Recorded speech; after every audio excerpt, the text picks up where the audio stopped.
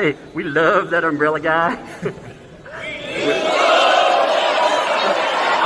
All right.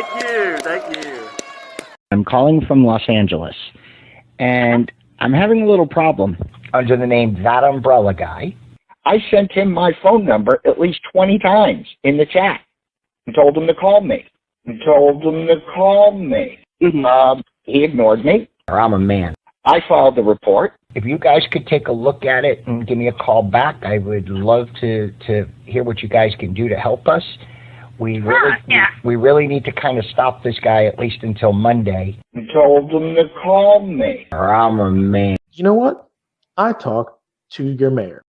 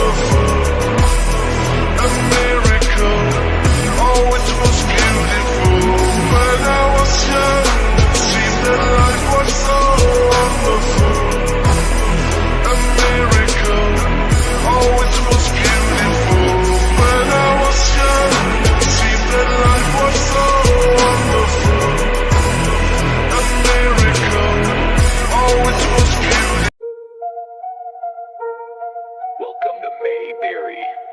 Population, army of one.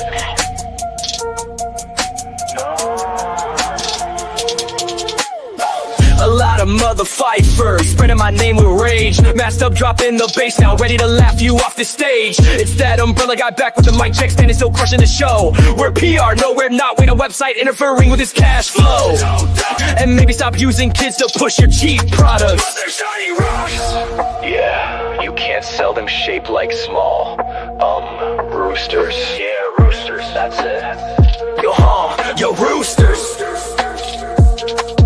And while we're dancing, let's kick this into overdrive, wrecking the hardwood to see if roaches will survive. How many people have they threatened and doxed so far, targeting witnesses and police while claiming no we're PR? There's a legal line, and you're too dumb to know you've crossed it. Dial a lawyer, maybe they'll tell you to toss it. And here's a question, how to tuck yourself into bed, knowing what they keep in a bottle in the back of that shed. The X you ignore. You say listen and believe, well, you got it.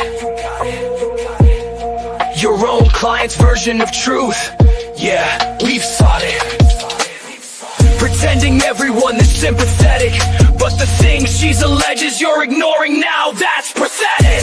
Pretend alright, but keep flexing, pretending you can't lose, hoping you'll make on the nightly news. At this rate, not only will you fail, but one of you morons might land themselves under the jail. Funny how it's their truth you're being sacrificed on the altar for. Not the truth. Their truth. Their version of whatever makes the change jangle.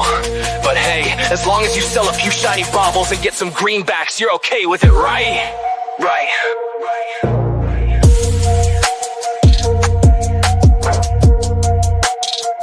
Cause you know it ain't right.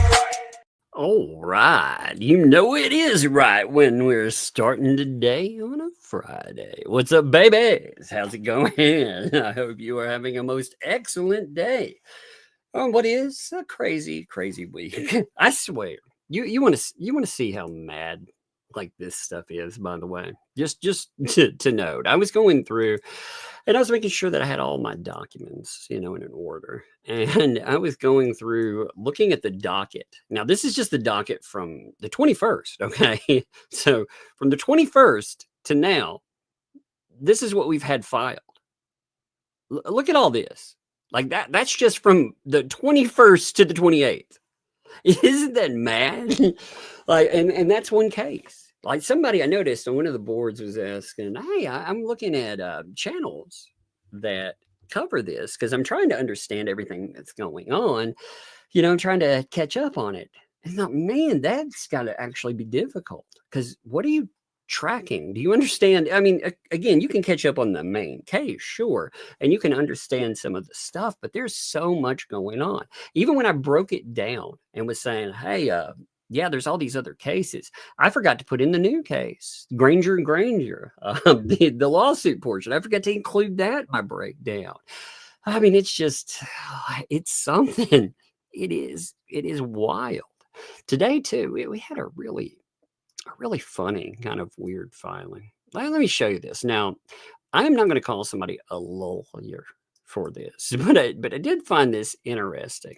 Now, I do want to note, first of all, that with filings, you can have insurance cover defamation, right? You can have liability insurance. Some have riders, you know, you have personal liability, or you have some kind of quote unquote umbrella coverage. You got to love that, right? Umbrella coverage. Yes, baby. Need that in your life. Yeah. Hang that on your hat rack. But in the new filing for the federal case, this is the brand new other federal. Remember, there's federal case, then there's federal case, maybe part 2. I don't really know what to call it yet. It's the conspirator case, I suppose. Like maybe everybody, this would be a good exercise. What would be a good name for the second federal case? You know, we had whoever came up with Trespass 5 was amazing. It was. That was a great name. You know, the thumbnail case, easy enough. The federal case, well, hey, we understand that. But the second federal case, like it needs a name. So when we referred to it, we actually know what it's about. Now, off of this, if you don't know what I'm discussing here too, let me pull this up here. Right, because I thought this was interesting to look at here. Wait, did I read that right? I actually thought I misread it for a minute. That is the case that involves, again, the army of conspirators. Yeah, I mean, you've seen the LMNOP, John Cook, Brucey Bruce, 2 Ales. Look at all the AKAs, by the way. That's why in one song I called, I like calling the ecosystem sometimes, I like to call them the AKAs because so many of them have rap sheets or nicknames, or I'm not saying they all have rap sheets, to make that clear. I'm saying people either have that or they have, again, it's not nicknames. Like I have a nickname, you know, in here, and people shorten my real name, you know, so you could say, hey, you've got a couple of aliases in there, but really, do I? You know, compared to, you look again, like LMNOP, like she had dozens of them, you know, and so on. But when looking at this, here is a emotion. I just want to read you a little bit of this because wait, am I reading the right case? Does this guy know what case this is? Because this is for the defendant, David C. Hale. You know, Hale, that'd be the god of law, you know, as he likes to call himself there. Again, I do not know enough about his complaint. We'll see what pops up in this, but I don't know enough about the complaint that deals with him to truly say what I think about his inclusion in something. I am not to the level of that. Again, there are certain players in this. I don't know what all they have with their complaint as they go forward. But I mean, look at this here. So, plaintiff filed the instant action seeking payment of benefits under a policy of automobile insurance by the defendant. What? Okay, like I said, you can have defamation insurance under personal liability. You can have it under umbrella coverage. Like again, you could have all types of coverage put together, but automobile insurance? Wait, what are we talking about here? It was like, the first thing I thought was I was imagining BBB reading this, and he's like, Yeah, who put his car here? It said his car. It kept being hit instead of his. But who put his car there? Oh my God. For some reason, AI would not make that an S for hit. It kept saying hit instead of his. I was like, I don't care. But who put this car? Who parked that in my case? Oh God. I mean, again, like I said, you can have insurance. You can have coverall insurance, but what? Like, am I missing something here? I actually reached out and I was like, did you guys did you guys do anything that was about automobile insurance? Did you have anything that was tied to that in your stuff? And yeah, apparently they were confused too. Now, interestingly, and again, I'm not saying anything negative about the lawyer. Maybe there's something to this. Who knows? I don't know. But I did find it interesting that his practice areas, if you look at his stuff, his practice areas, they don't include defamation. What they actually include are, and I'll list them. These are what it notes on his website. It says that he does insurance defense / insurance cover. Okay. He does litigation, automobile negligence. Okay. Construction liability, or litigation rather. Okay. Litigation, personal injury litigation, automobile and rental car liability, and litigation and premises liability. And I thought, do you have a weird way of approaching this that I'm just not like gathering here again? Like I said, again, you could have insurance potentially, and that insurance, it could be, again, you can look at, I hate referring to other cases off of it, but most people do know the Depp Heard case, in that you know that she was covered under insurance. Well, she went to war with one of her insurance companies. Now, here's a caveat to insurance, though. If you actually did have something like personal liability or umbrella coverage, if you're found guilty and you did this with malicious intent, you showcase actual malice, insurance typically won't pay. They may sue you for it. So, if they find that you did this and you did something intentionally, you could get in big trouble. But one of the things people do with insurance oftentimes is they'll offer a settlement. So who knows? Like this again, though, it looks like a script. Like when I first saw it, I was like, this guy's background is automobile and automobile liability. Is this some cut and paste? There was an accident, Is that how that comes together? It's just, it's so strange. That's hilarious, Liz. That is a great super chat, by the way. Check this. This is funny. She said, listening in the car with my phone connected by Bluetooth, and your intros hit pretty. I know. Like, if you listen to any of the intros, all right, if you listen to them on headphones or you listen to them in your car, they bang. They do. I put a lot of bass in that stuff. If you're just listening through like your TV, if you have like mono speaker, just the speakers in that, you may not notice how much is there. But if you get into something that is surround sound or like your car, you'll notice it. But so you should put them all together and release an album, call it Breadsticks and Candy. Yeah, dropping the breadsticks and candy, baby. That's funny. I don't know, that made me laugh. But anyway, now this lawyer, I have to say, one thing outside of that, again, I laughed at that way more than I probably should have, because again, automobile insurance. But I do have to give this guy one credit. When I've gotten accustomed to looking at BBB's filings, and they're an absolute train wreck. And almost everything BBB files is a train wreck, right? This guy, look at his filing. It's not asinine. It's not horrible. Like the filing itself looks, what's that word I'm looking for? Professional. That's right. I mean, look at this. Okay. We ignore that right here. If that's a screw up, wow, that's a big one. Again, requesting for information, please. I swear. Maybe it's a new Tesla feature. You know, they have self-driving cars. Maybe they have self-litigating cars. I don't know. Grok, will you represent me in court? Oh Lord!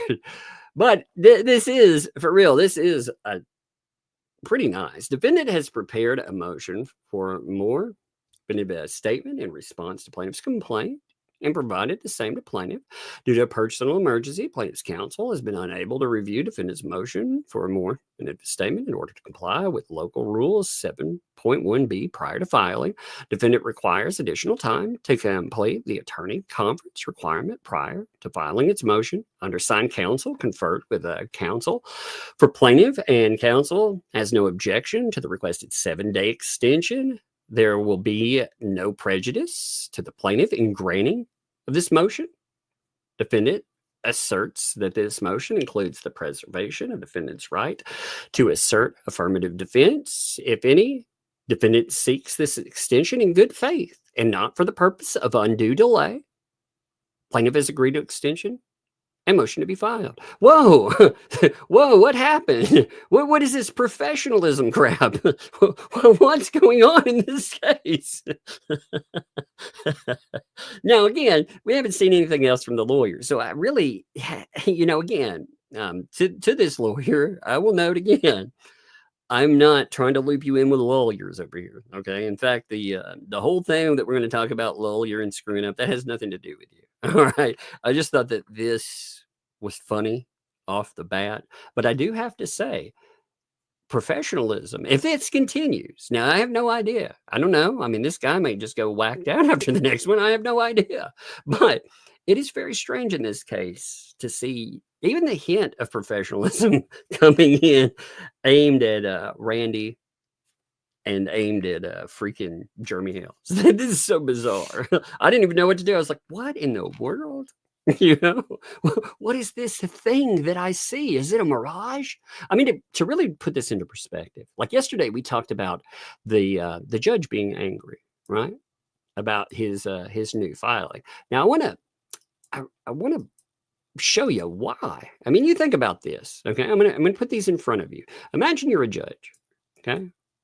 Like you're the judge, you're sitting there, you've already heard some of the dumbest motions ever. Then one day you have, well, let's see. First you have 104 that drops in. Hey, motion for attorney fees under 28 U.S.C. 1927. Huh.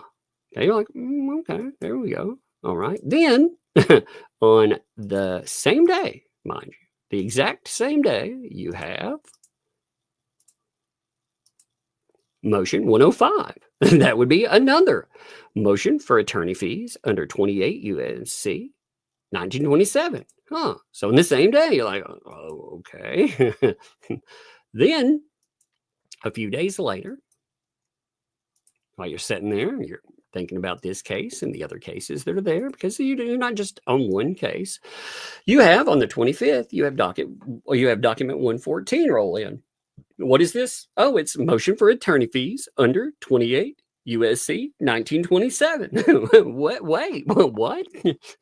Like, okay. Now, what especially makes these interesting is this one. Remember, Bruce was under a deadline. Bruce was supposed to be filing document 115.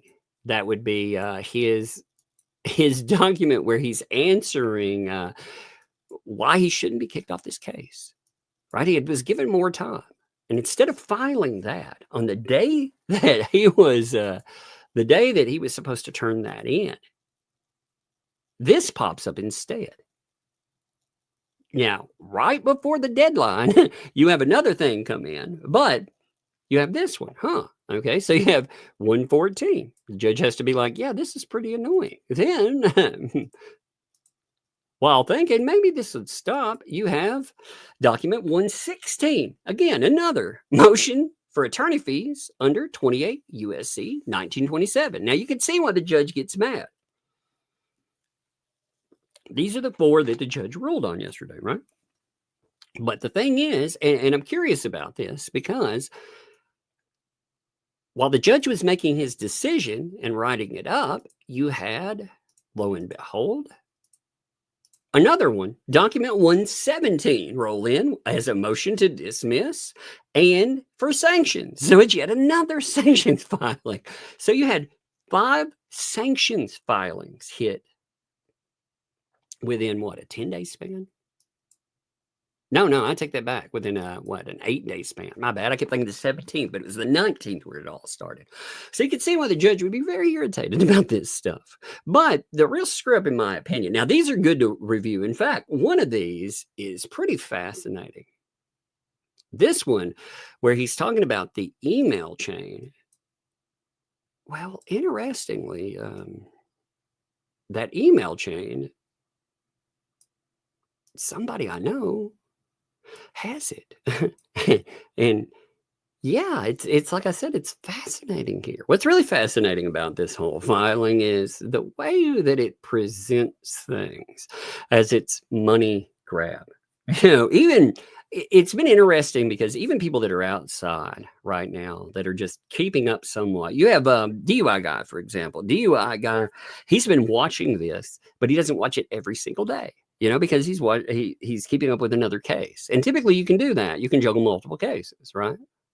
This case you can't, because there's so much garbage that goes on. Usually you can look at 3, maybe even 4 cases, because filings, unless you're in discovery, you usually don't have this document blitz. Like the judge said in his filing, we're already up to 117. And guess what? We're up to 120 now.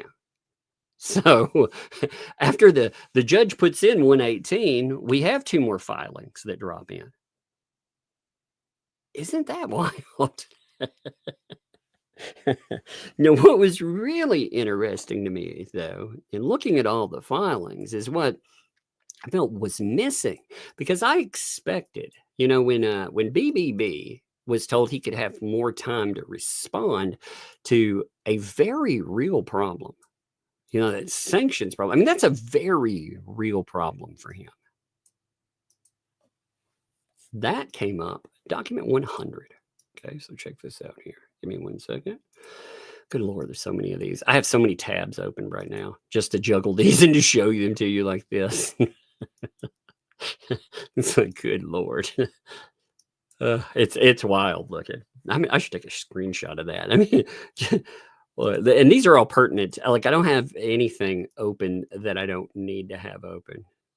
Let me show you this. So this is why I don't read like dozens of filings on a day, because it all blurs together, first of all, but it also doesn't make sense sometimes. If you just read a bunch of new crap. But look at this. This is nuts. Check this out. I took a screenshot of it.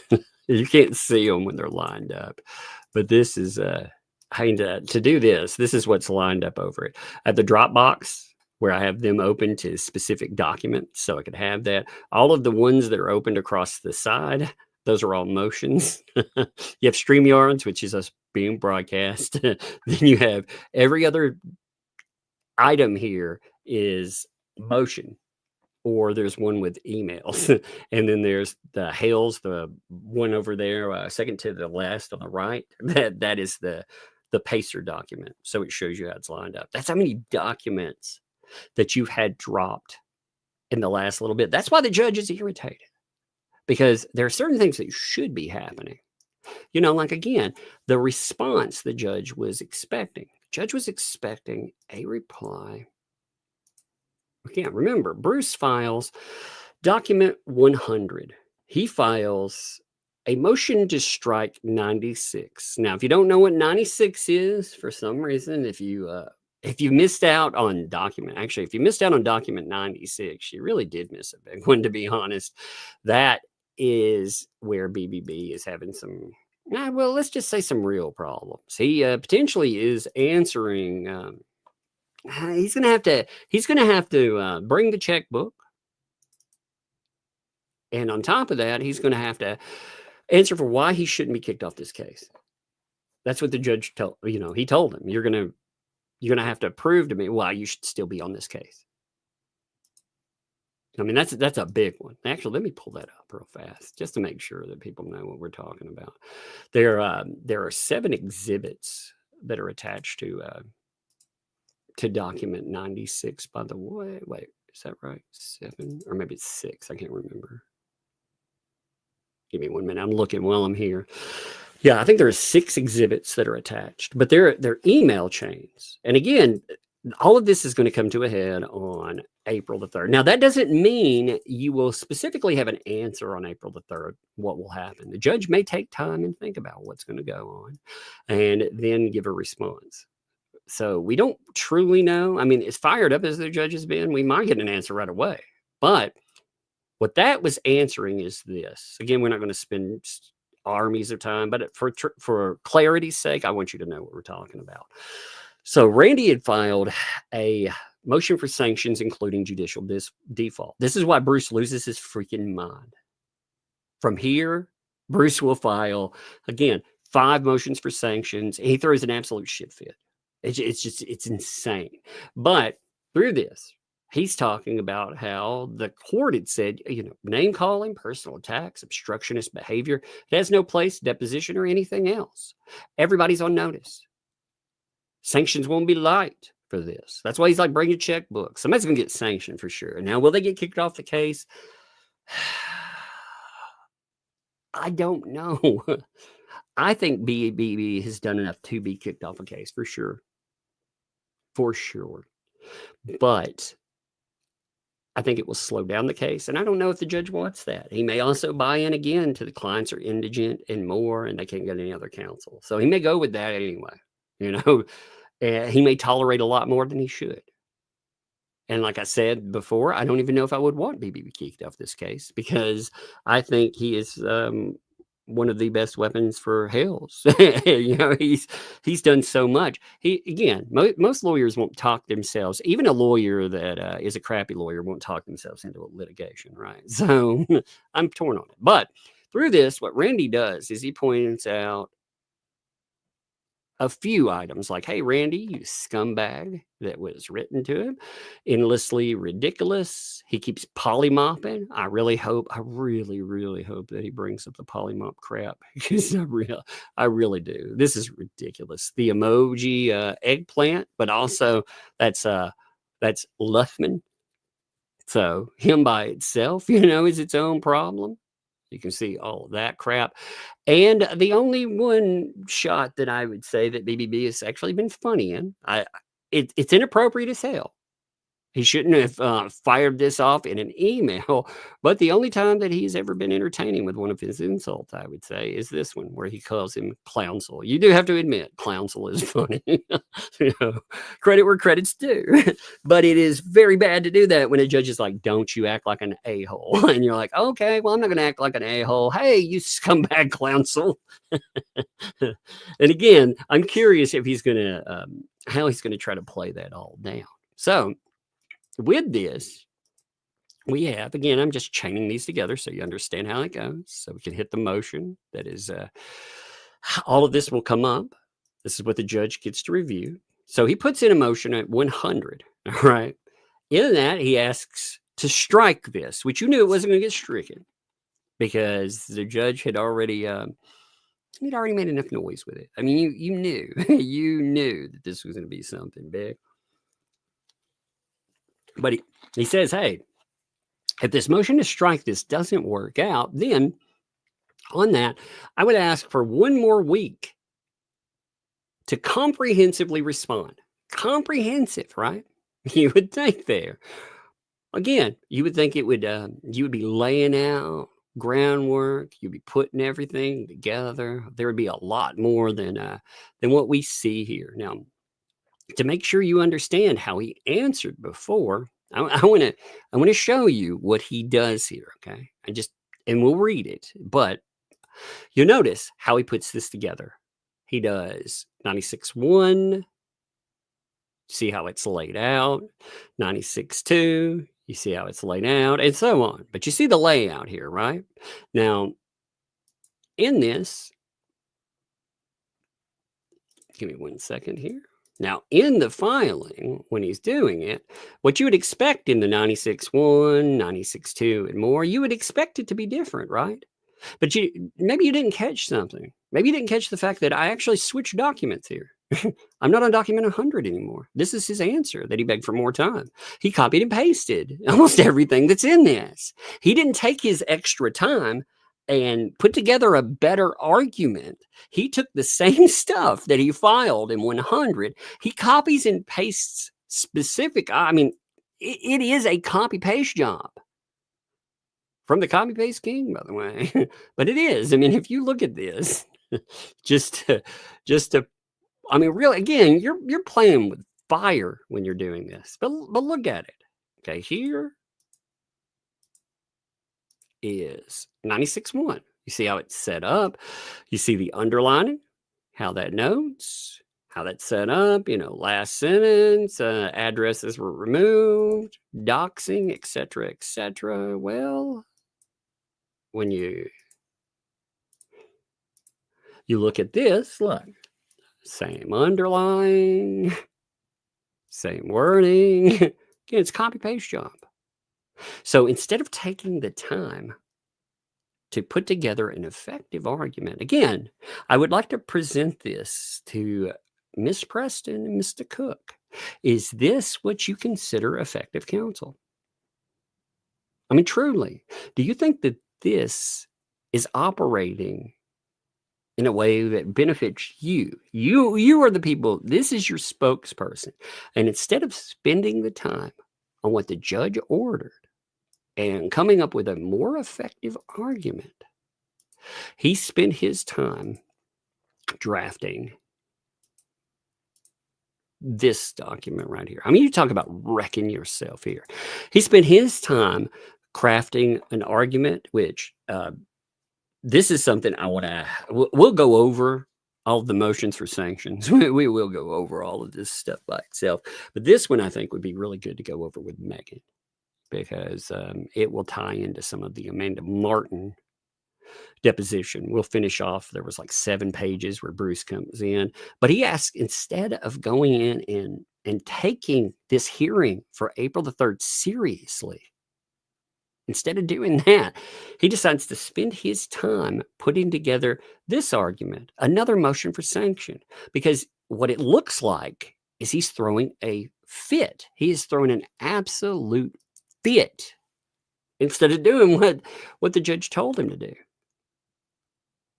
Like if it were me and you know, my job, my reputation was on the line, I would take this very seriously. But he doesn't. He doesn't. He treats it like this is the important thing. Motions for sanctions. And again, it's ridiculous. Because what he's essentially saying is that I should have sanctions because this has nothing to do with the case. This is all personal vendetta. And you don't know what it has to do with yet. I mean, the true kicker to all of that is we have no idea how everything fits and whether or not it's pertinent.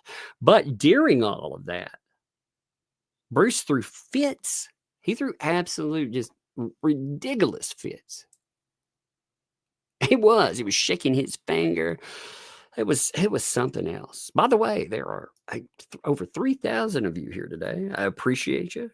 Every day we pull 3+ right on that plus, and it's amazing. Yeah, like I said, I appreciate it. It's a Friday. I realize it's late for some of you all, but you're here. You support the channel. I appreciate that. If you would, tell people we're live. Hit that like button. You know, those are free. You can just hammer it away. Good to go. Hit subscribe too if you didn't for some reason. But if you'd like to go further and you would like to help out, if you would like to remove the bees from my house's bonnets, we really do. That is the craziest thing. We really do have bees in our freaking walls. If you would like to support the channel, I don't need it for that. I'm just, it was a joke. But if you would like to support the channel, if you enjoy what we do here, then consider doing that. And again, it is appreciated. So checking this document out here. This is 115. Again, this is what he's going to rely on to protect himself. Okay. It's amazing to me. It's amazing to me. Also, he's whining about it being filed by surprise again. That was already ruled on. So that doesn't matter anyway. This was part of his argument. It's like his copy paste job extended into his old argument. You know, because see, here you'll notice he starts out, we will read this, but he's saying there was no certificate, no 7.1c certificate. So it hit me quite by surprise. Well, if you check out the original argument where the judge is like, nah, that ain't going to fly. That's what he tells him is not going to work. I mean, that was part of his order. He was like, nah, I don't think so. Isn't that wild, though? Like, he even included, again, he includes things that the judge has already said, no, we're not doing that. We're not going to do that at all. In fact, give me 1 second here. Let me see. Is that it? There are so many freaking decisions in this case. It's so bizarre. Some of these are so bizarre by Bruce. And you have, like I said, you have so many documents that are coming in. Here it is. So his order comes in with document 102. Let me pull that actually. I don't know why I didn't pull that earlier. So just to make this point, I didn't think we would need to review it. That's actually why. But that's why I left the Dropbox open. I pulled dozens of freaking filings. That wasn't one of them. I love this case. It's so bizarre. All right. With the order where the judge comes in fact, what I was saying is that whole idea of knocking it for the certificate, you see it right here. Like, this is the order. Defendant's motion to strike is denied to the extent it sought to strike plaintiff's motion for sanctions. It is granted to the extent that you wanted an extension for the deadline. So the motion to strike, that was knocked down because every filing or every motion or filing in this case seems to beget another motion or filings. You can see this is why the judge loses his mind too. This is why yesterday happened. Because every motion or filing in this case seems to get another motion or filing. The court will go ahead and preemptively state that plaintiff will not be given permission to reply, to file a reply memorandum in support motion for sanctions. So there's no need to. So he's telling people, hey, y'all are filing a lot of crap. You are flooding this. And then Bruce files 5 fucking motions for sanctions after this. But it's pretty clear. His grounds to strike this, they've been shut down. The judge absolutely shot it down. And again, his entire argument for this, it hinges on the idea that he didn't get a certificate that is required by local rule 7.12. So again, this is something the judge already spoke on. That's how he starts out. It's already, I mean, he's like a wrecking ball, but he's taking this wrecking ball to self. It's crazy. It's so defiant too. It's like a giant middle finger to the judge. It is. It's like a giant middle finger to it. You know, coyote bait. Look at beekeepers. Yeah, we've got a few coming out for it. We'll have to still cut the wall open and everything like that. But I mean, and that's not a problem actually. You know, with that again, we are not looking to obviously exterminate. Exterminators wouldn't kill them anyway. You know, that's a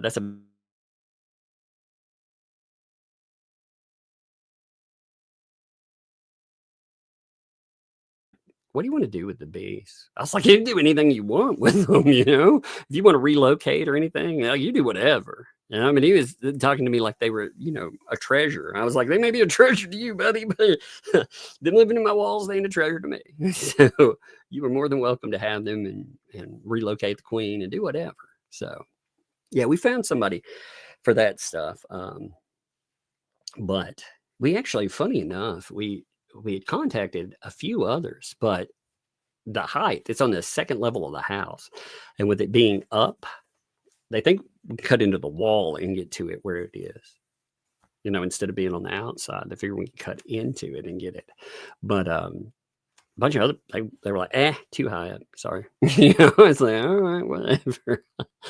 But it's definitely been an interesting experience.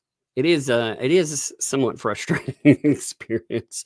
But anyway, so BBB, anyway, he starts out his response by saying it was filed by surprise, again, with a certificate, and thus should have been stricken. He's talking shit about the judge. He's telling the judge, even though the judge said this is no, he still does it again.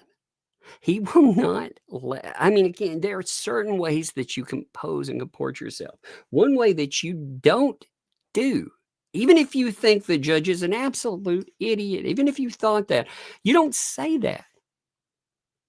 You know, again, you don't disrespect a judge in his house, because the judge has the power to do a lot of bad things to you. And it's not just losing the case, to know. The judge, again, he can sanction you. He can boot you. He could set you in for review. He could get you removed as a lawyer. He could start the process where, like, BBB's already got problems. He already has them. So you're talking about a guy that could potentially lose his license over this kind of stuff. I mean, that's how you do it. You keep poking a judge, pretending that a federal judge doesn't have the authority to jack you up. The judge is so frustrated already. He's like, bring your checkbook, and we're having a filing. So you know it's a problem. Hey, kiddo. Dad. Hey, what's up? What's up? What's up? I thought you and Sissy were hanging out. I keep turning off a fan. How did I miss that high five? I don't know. That was crazy. That was my fault. Anyway, hey, go hang out with Sissy for a little bit, though, okay? Have one of these. Can you what? You have a Sprite? Yeah, hand it to me. They'll blow up on you otherwise. Hand me one, and I'll open it for you. You see them over there? You see some Sprites over there? Yeah, I mean chocolate eggs. Chocolate eggs? Not right. Well, yeah, you know that bag? Hey, you see that brown bag over there by the side of mine? No, it's over. Hey, look at me. It's on the other side, over on the left side of the bean square. Yeah. You see that brown bag right there? It's got one in it. Bring it to me. Yes, somebody, by the way, sent Cadbury cream eggs, and they sent they're Cadbury Crunch bars. I've never seen those before. So it's kind of weird. Give me 1 second. You'll still be able to hear me. I'm just going to walk across my room real quick. You can't find what I'm pointing at. Hey, get up. It's right over there. Move out of the way. Let me see. It's right over here. Right? It's right here. Yeah. It's so low deep. Come here. It's so low deep. It's all good. Come here. It's so low. I'll open this for you. Because that was so. Did you want an egg? You ate today. You ate your mac and cheese and everything, right? All right. I'll give you one for Sissy. Do not eat her egg. You hear me? Okay. What do we have left? I will give you one for yourself. Will you give one to Sissy? There was 2? Yes, there are 2. Yeah, there will be more. You want me to open your Sprite too? Yeah. No, That's so now, good. Look. Yeah, but the Sprites bubble over. Look. These get bubbly. See, they get crazy. See that? See how crazy it went? You see? You have to block it. Yeah, you have to block it and then watch it when it opens up, okay? There you go. Take it with you, though. Oh, Don't spill it, okay? Okay.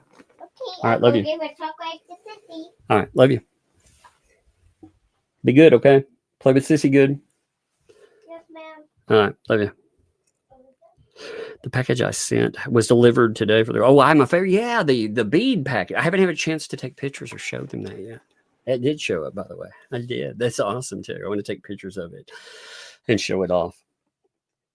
And that's awesome. Like I said, you all send like crafts and stuff. People will order something like from an Amazon and have it deliver, to the P.O. box, like for candy and stuff. That's awesome, folks. Again, like Cadbury cream eggs, there were none here.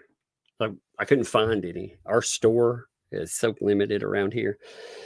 And when I went to Murfreesboro, we found one the last time we went out. And the little one had never had one. And she's like, oh my gosh, because those things are like crack, let's be honest. So, yeah, I thought that was funny. But they have these crunch bars. I never had one. It's kind of like a Butterfinger. I tried a little bitty. I haven't had candy in forever. I was like, I'm going to try a little piece of that. like a little bitty one. So I tried a little piece. Oh my God. First of all, wow, you can tell that if you haven't had sugar in a while, woo, my God, there's a lot of sugar. But it was pretty good. Now, then again, I haven't had sugar in a while, so maybe sugary cardboard would taste good. I'm not sure. But interestingly, I did not crave it or want the rest of it. I just took that little piece and I was like, all right, that's good enough. It's crazy after you've not eaten it for a long time that you can do without it. It is wild when you break that habit. Anyway, all right, back to some BBBs. Money, that's funny too. All right, so back on track here. Back on it. Arguing the judge. He also says the motion is baseless and should be denied. He's already argued that. He's already argued it should be denied. That didn't work. So argue why the whole point in what he's supposed to be doing, the judge made it clear. He's arguing why he shouldn't be removed from this case.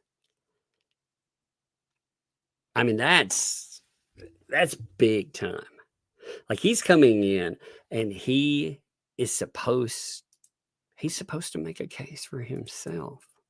He's not supposed to be like, but Randy, you know. I mean, I don't understand. Like, I would really love for BBB to explain why the hell he treats this stuff like it's a joke. Because it is not a joke. Like this judge is, you want to see how serious this judge is. You look at his order that defines that. And again, I mean, it's BBB's career. If he wants to treat it like a joke, that's his business. But the judge made it very clear in motion order 98, it would be document 98, that he's not messing around here. This is the document here. Listen to what he has to say. And you see how BBB is answering. And you tell me, if it were you, if this was your profession, would you answer this way? So plaintiff has filed motion for sanctions. The motion alleges that defendant's counsel has engaged in unprofessional conduct. The court has ordered defendant's counsel to respond to the motion by, again, he had the date got extended. He got 5 more days, still put out the same crap. That in and of itself is crazy, right? But as part of that response, though, defendant's counsel should show cause as to why the court should not revoke the privilege of pro hac vice or pro hac vice. Again, if you hear me say that, I know we get new people and they're like, what the hell? I don't believe he deserves pro hac vice status. I think he's a pro hac vice, you know? So, status on that. And what's fascinating when he notes this, let me see. Give me 1 second. I'm looking for something here. Now, what's fascinating is that the same case, by the way? Yeah. Just a second. I just noticed something different. First Baptist Ferry Pass, World Insurance, First Baptist.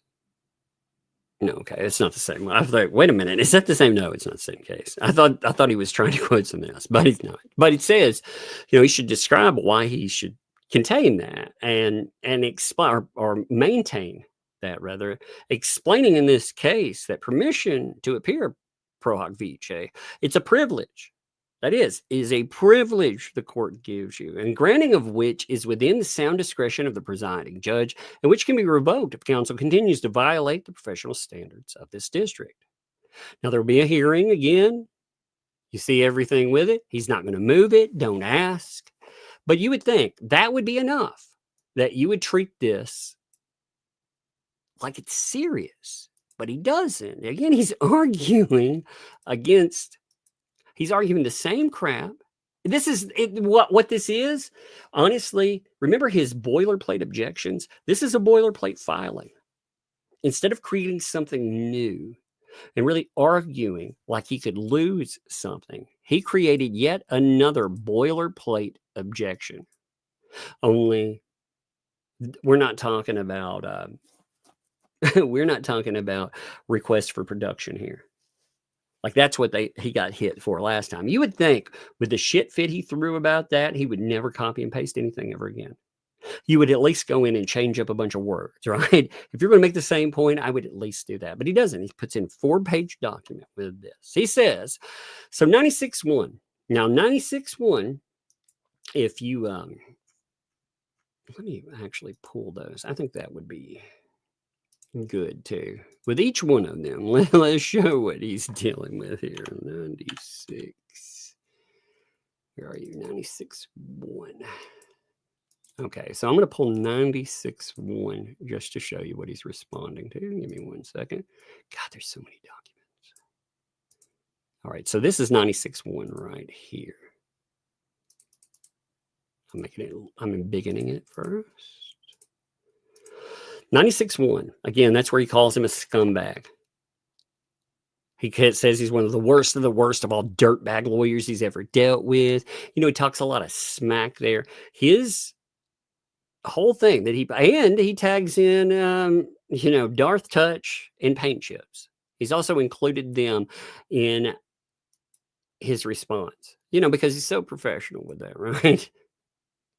I'm not saying he can share things, but he's not sharing. He's putting somebody into it, and he's doing it publicly. He's making sure. That's another thing with Luthman. The whole denial that he's brought them in and they're being rewarded with money and more is an absolute joke. He's making sure that you see that he's involved these scumbags. Do you see him involving anyone else on that? No. So he can't play the whole, oh, I was showing journalists. No. He was showing his 2 scumbag bully for hires. So on this, he's like, this is email sent as a litigant who was served process in a different case, not as counsel, not in this case, and thus not to opposing counsel. Again, lawyer is lawyer is lawyer. BBB has been told this before. He was actually told this as part of another problem you've had, haven't you, BBB? You've been reminded a lawyer is a lawyer is a lawyer. You are always a lawyer. So this has been established before. Good job with that, by the way. His whole thing is, I'm not acting like a douchebag. I'm actually going in and I'm saying that I have every right to do that. But, you know, because I could potentially be sued. It was in response to learning that the home addresses of 10 individuals, all of whom have been the subject of ongoing, relentless vitriol, invective, and threat by the plaintiff on his YouTube platform, and resulting threat, accusations, and vulgar comments from the plaintiff's fans and supporters online.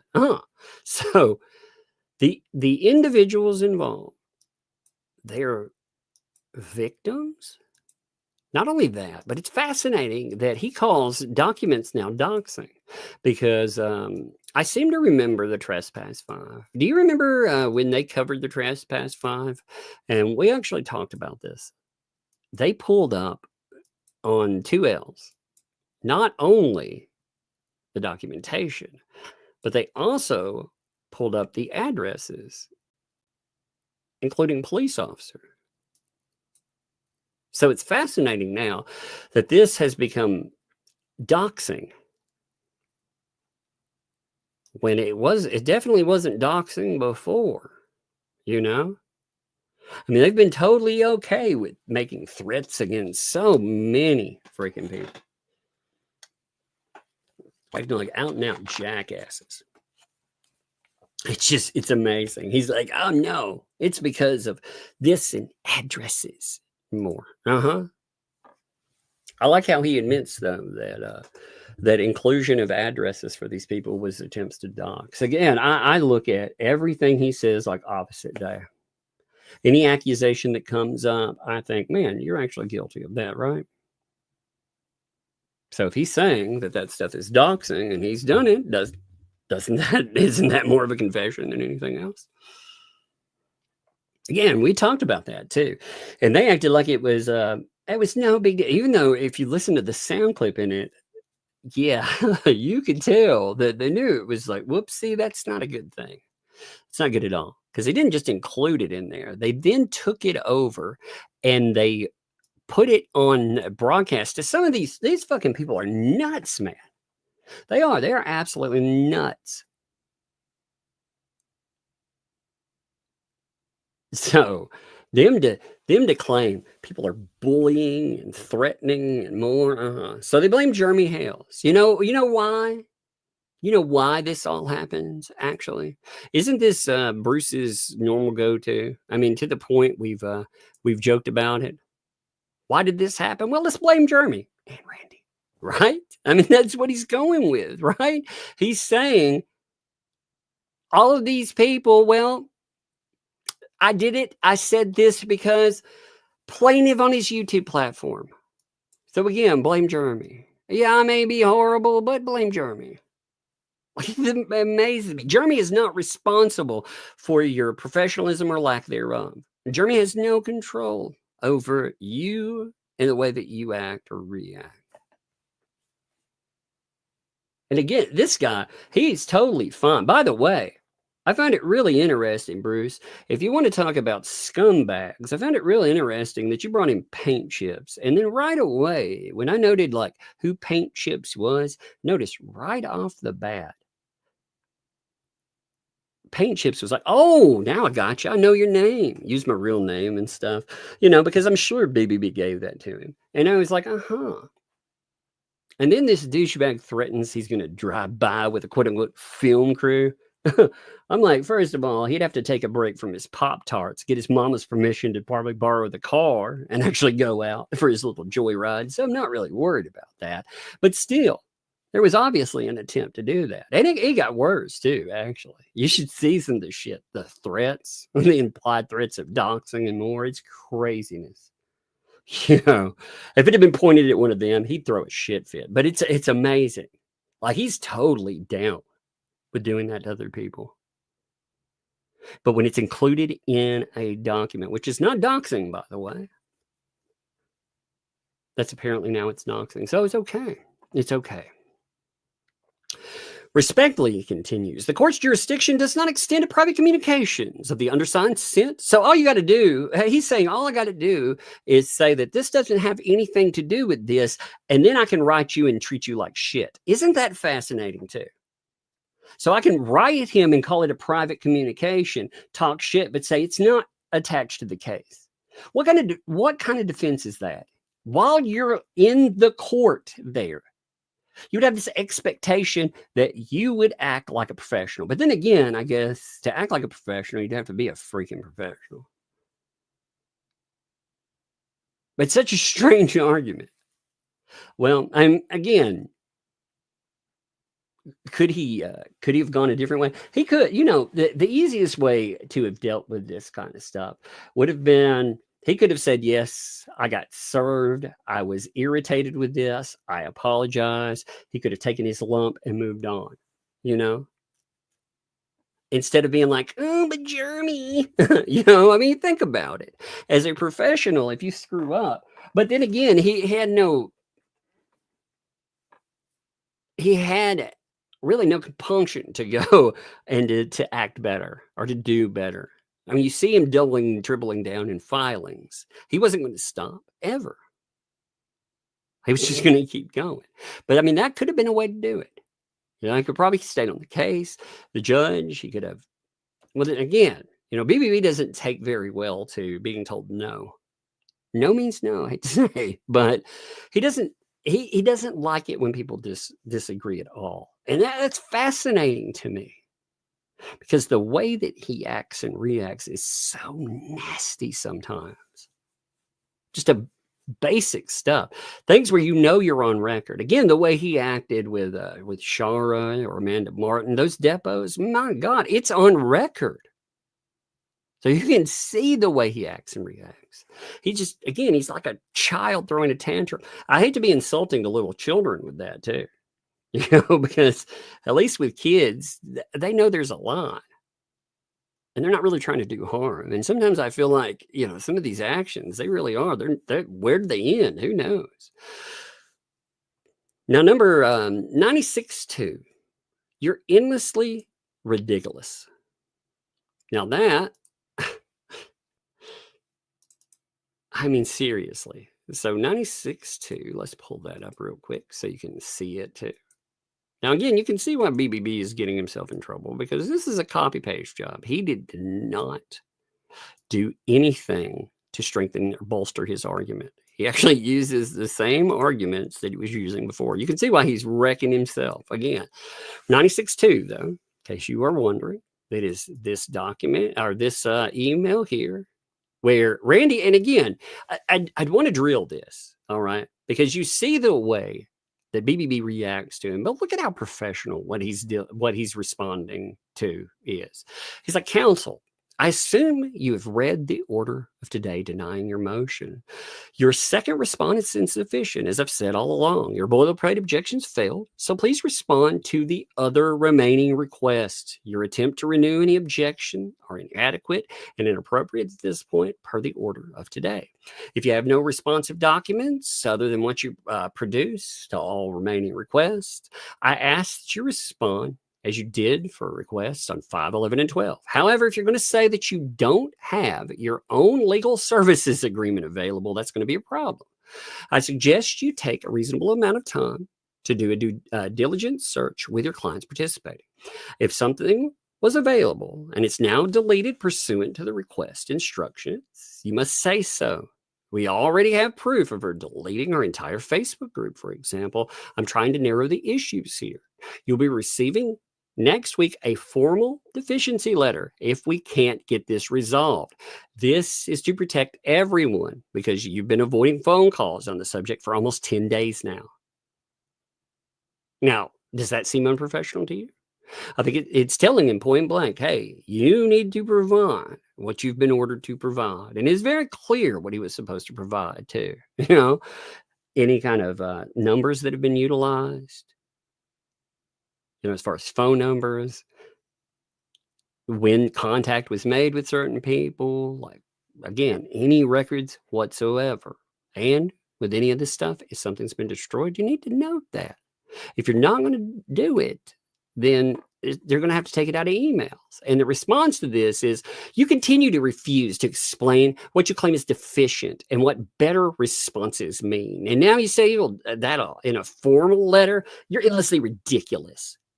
You could have explained the first time I asked. And no formal letter changes that you've wasted all the time refusing to respond. So, I mean, you see how that is. Like, it's like dealing with, again, a petulant freaking child.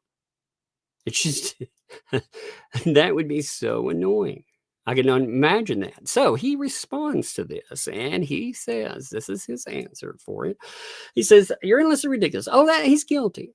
The plaintiff's counsel has been demanding, quote unquote, better responses to discovery requests, and the undersigned had been asking him to explain more specifically what he was seeking. How much do you have to tell? Again, what irritates me with BBB is he plays these stinking games. You know, he will endlessly waste your time, and he will try to word salad you to death. You know, choke it down. Here's a bunch of nothing. Here's a bunch of word salad, choke on it. And it's like, what the fuck, man? You know? No.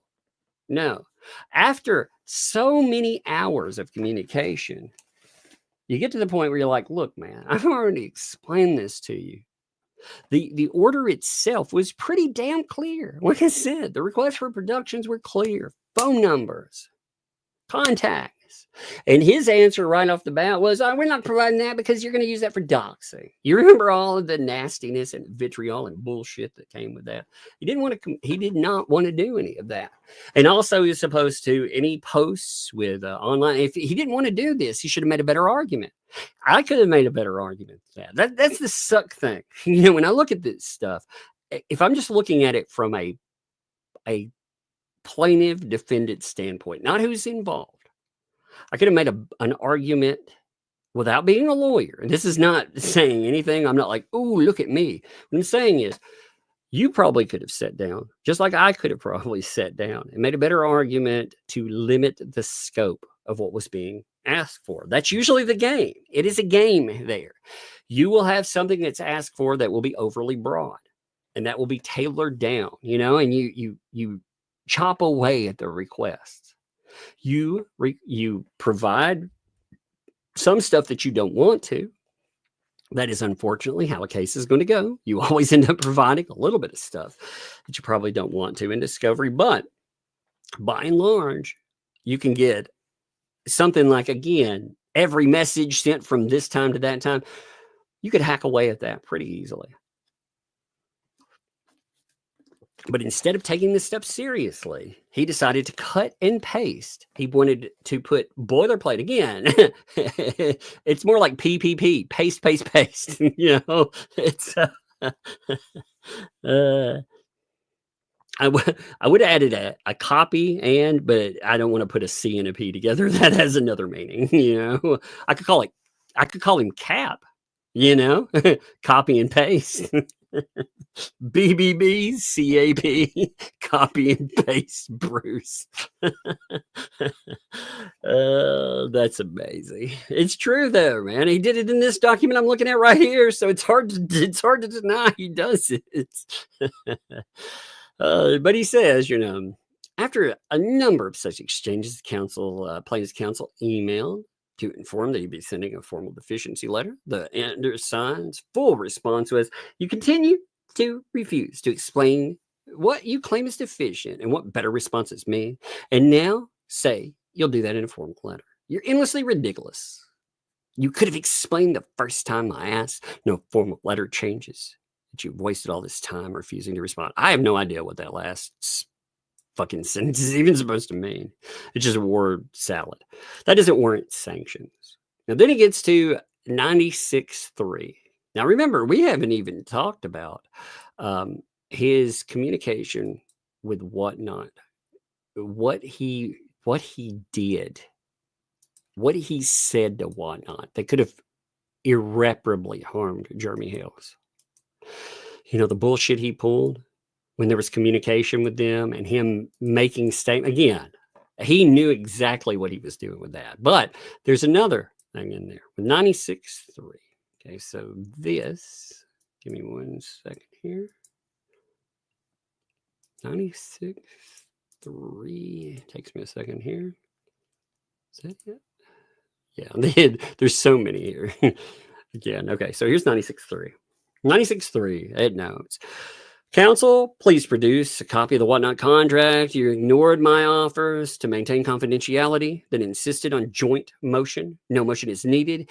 Just you proposing terms of confidentiality that I can decide to agree to. If your obligation to seek such protective order, I have no obligation to participate in a joint motion. You can simply send me the terms of whatever confidentiality order you would seek so I can decide if to agree without the necessity of you filing a motion. If you neither move for an order, protection of confidentiality, nor respond here to provide the terms you need me to agree to for maintaining confidentiality, I will move to preclude the whatnot contract as evidence. Then, of course, he has to polymop this, right? I realize your conduct is always intended to create issues for motions to generate YouTube content. Polymop. Again, this jackass that files sets in the chat for the 2 L's, tells them to read his filings. There's plenty of proof that, you know, he's puppet mastering, pulling those strings. Dance for me. You know, he has the audacity to say that other people are producing more litigation. Remember, just today, he asked for 2. Well, let me take that back. Today, there was an order, rather, talking about counterclaims. There was 1, 2, and 3. For 2 and 3, for the removal of those. He actually had the audacity to say, I want to remove those, but I want to maintain them with something else. Now, there's an issue in all of that, too, where he could have a real problem in that stuff too, but that is for another day.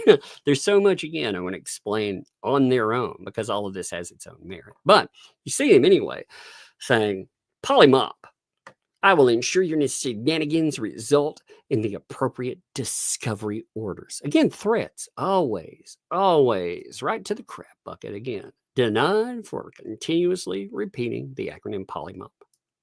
Crap, Bruce. That is absolute crap, sir. So anyway, I keep telling people, it's no joke. That is ridiculous that he has created. He and these these idiots have created a term and they want it copyrighted, pretending they have exclusive rights to that. That's not the way it works, man. That would be like saying somehow I would own the term Rico. Like I couldn't put Rico on a on a shirt. It's so dumb. It's so freaking dumb. But them trying to make this happen is so disgusting. So anyway, 96.3, this is his answer. This was an email sent in a continued effort to obtain a copy of the only contract, whatnot, identified by the plaintiff as underlying the tortious interference counts without needing to burden the court with motions. Now, again, I don't give a shit what Bruce says about confidentiality. I would never trust him, ever. Ever, ever, ever, ever, ever, ever, ever.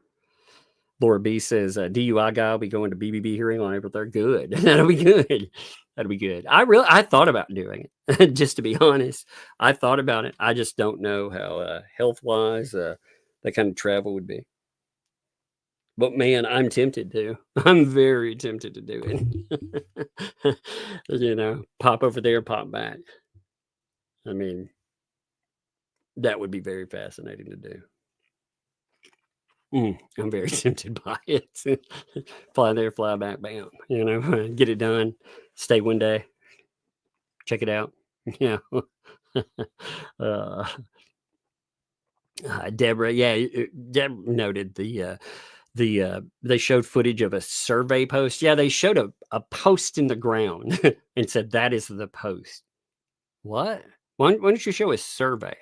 Why don't you actually show proof that there was a survey done instead of claiming? I will never accept anything they say as gospel with just, hey, because I said so. Here's a stick in the ground. Really? How many other things have we heard that there's some kind of proof for? We haven't actually. So again, if there's a survey says show it. Very, very easy. Prove it happened. That would be nice. Actually, you know what? Don't have to prove shit. You know why? Because ultimately, again, it'll go to court, I'm sure. If it goes to court, again, I don't even understand that whole thing. I know this is a brief aside, but I do not get these people and this game with that, because they keep saying that they're going to put in a memorial right up against on the edge of their property, just to piss off is that really going in and remembering someone? Is that what it's about? No, it's not at all. It's a nasty game where you weaponize the death of another human being. And you're using them to say, again, this person is whatever buzzword you want to throw in. And I'm disgusted by that. I find it vile. If you don't like the guy, you don't have to like him. How come you don't have to like anybody? You can have bad neighbors too. I mean, hell, you can think your neighbor's awful and atrocious, but quit trying to pretend that it has something to do with the memory of another human being. You could easily commemorate that by putting this, you can move it over a few feet, put it in somewhere, again, no dispute over it, but that's not the point. What it's been to be as nasty and vitriolic as possible. And again, when they stick a stick out there, people be like, they're just acting like assholes. When they're like, oh, but this is actually, commemorating someone. Like I said, I find that disgusting. I'm not surprised by anything certain people do anymore. I'm not surprised by it in the least. Again, when you see something like that, you have to ask yourself why this is happening. Is that to honor the memory of someone? No. That is drama and bullshit. And again, that's their business. If they want to take that chance, the chance is, again, what does Jeremy lose in that? If they're 100% accurate and correct, what did he lose in it? They get to do a little dance and be like, ha, gotcha. Okay. If they're wrong, though, what do you lose? So that becomes an interesting thing. Why do that? I think it says a lot about people. Anyway, so back to this. So since November, the plaintiff's counsel has not provided that contract or taken steps to procure an order of protection confidentiality, which he claims is needed. To be clear, the undersigned from the very start offered in writing to maintain any whatnot documents as 100% confidential and attorney eyes only. I do not believe you. I do not. I would never trust Bruce. This is the disgusting thing about this.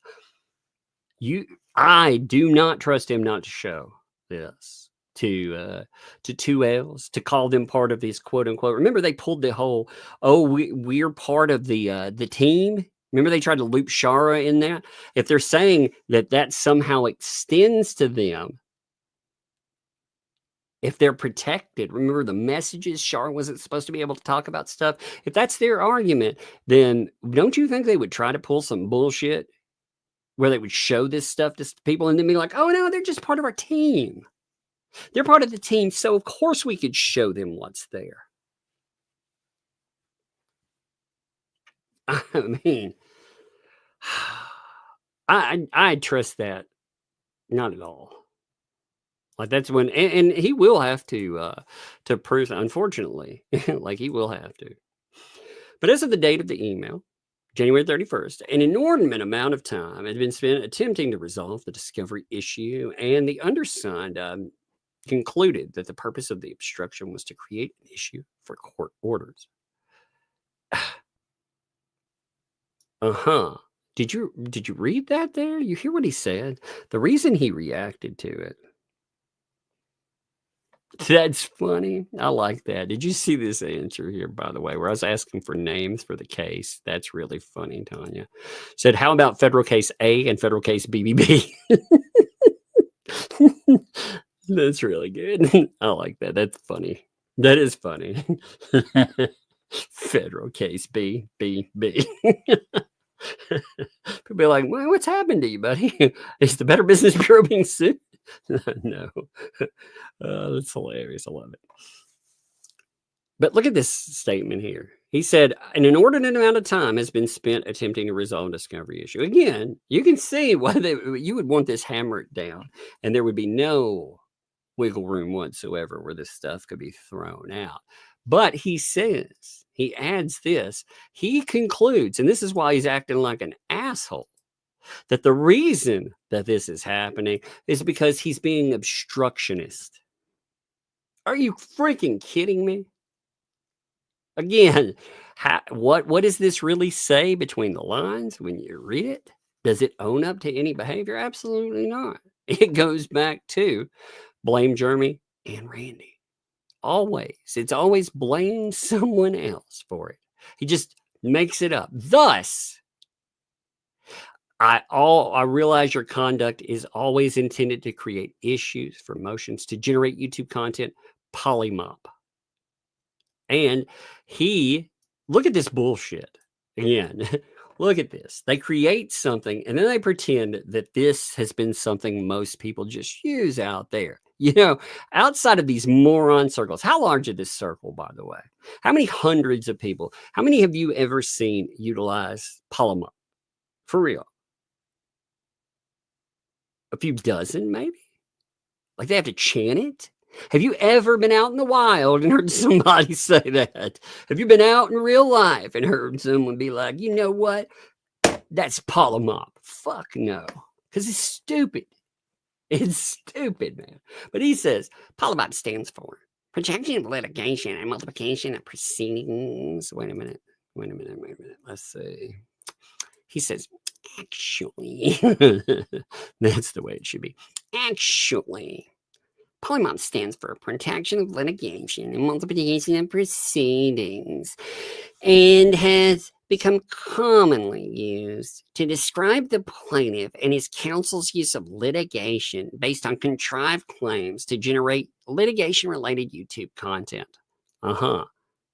So you and her PR, her admitted PR team create a word to describe plaintiff and counsel where you want to create an insult. Do you think this is better? You're like, hey, we created an insult. We're such assholes out here and so unprofessional that we not only say these things, but we created a special term that we're trying to market because we want to make money off of it.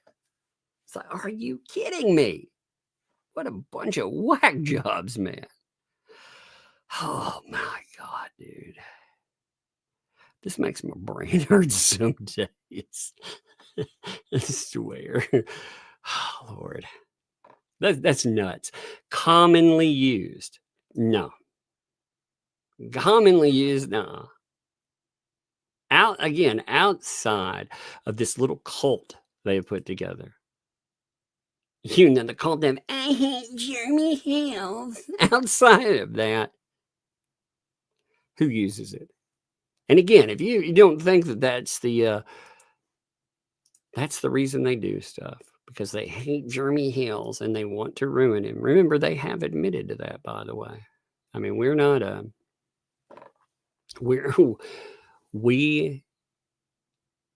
are not at the denial point. It amazes me sometimes. It amazes me to see how crazy this guy acts and what he's admitted to. Again, remember, let me just pull this up here. Just again, if anybody questions the idea that they want to ruin Jeremy Hales, they admitted to it. I mean, Bruce admitted. Here's, again, Megan posted this. This was from Shara's video with communications.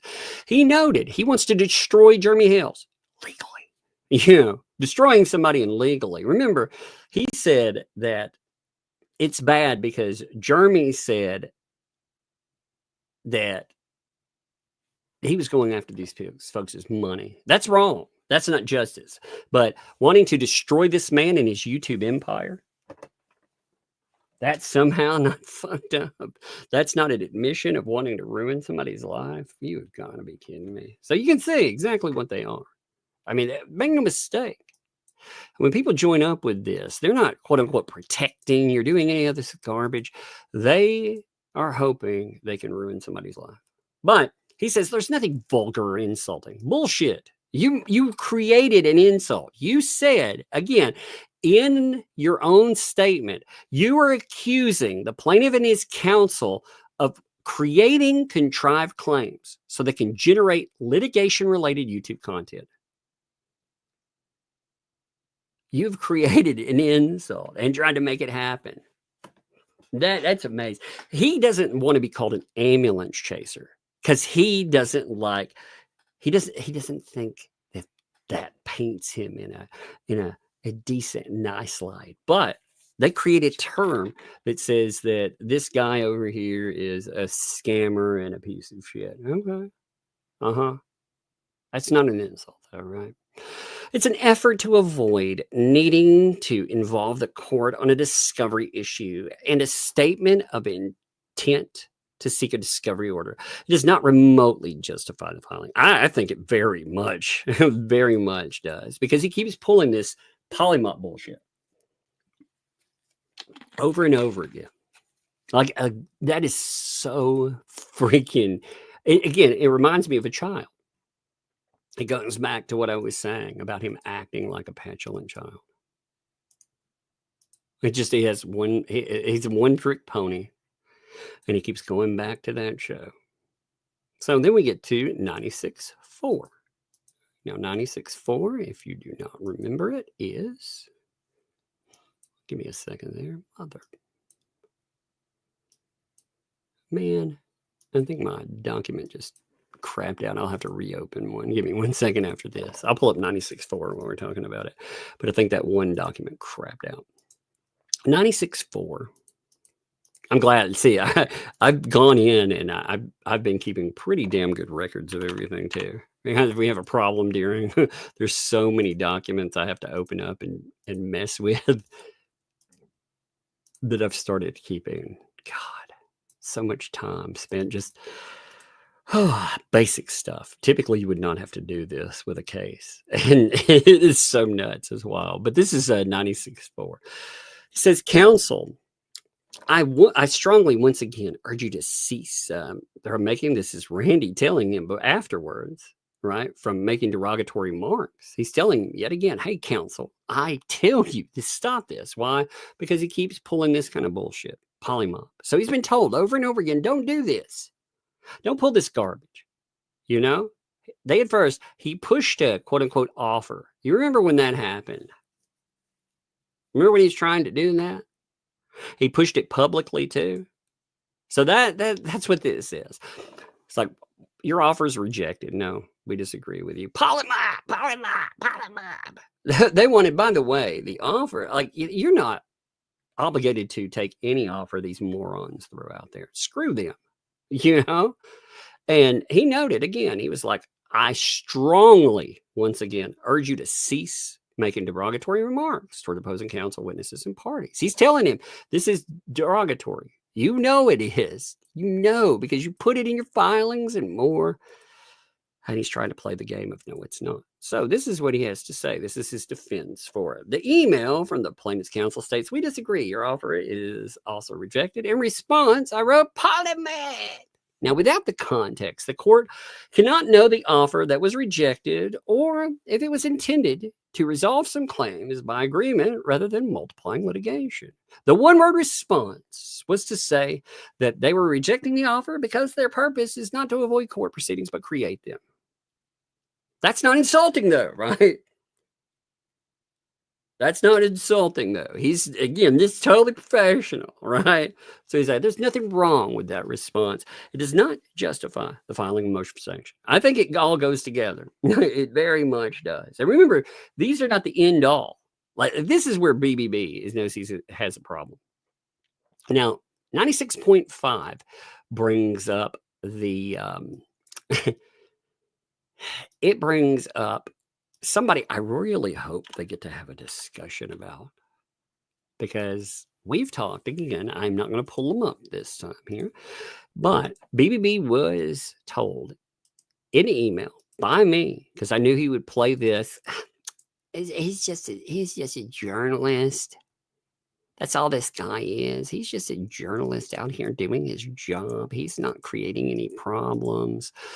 So this is the email that's talked about. Now, you'll notice, again, we're talking about paint chips. Paint chips writes Randy. He puts in all this bullshit about anti-Semitic content. Again, this is the kind of stuff that BBB is pushing somebody to do.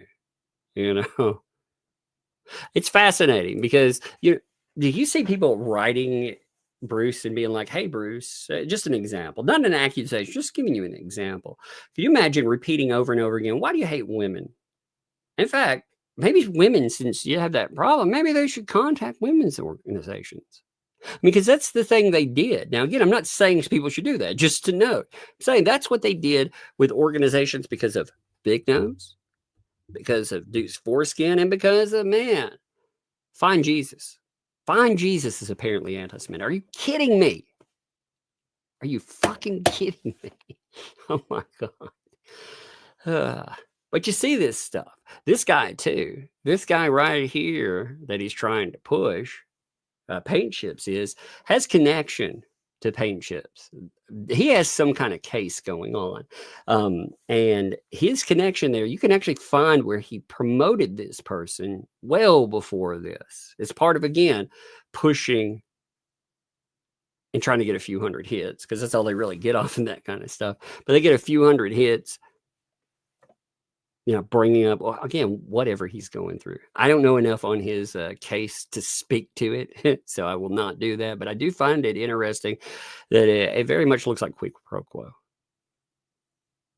And you're dealing with somebody, again, that has targeted Jewish people in the past in paint chips. It's been documented by the media. So just saying, documented as part of court filings. Interesting. But he makes these statements about, and again, this is fascinating considering Randy is Jewish. So, have you discussed the harmful anti-Semitic statements Mr. Hale continues to make, including Deuce foreskin, slights about Manskin's nose, brazen suggestions that Manskin should find Jesus? Have you tried to counsel Mr. Hale against hate? Rabbi Belinsky is copied here too. So they copy in some other dude, this guy to cause problems again, because they're trying to label him. They've already tried labeling him with LGBT. They went after him, trying to go after him politically, trying to say he was MAGA.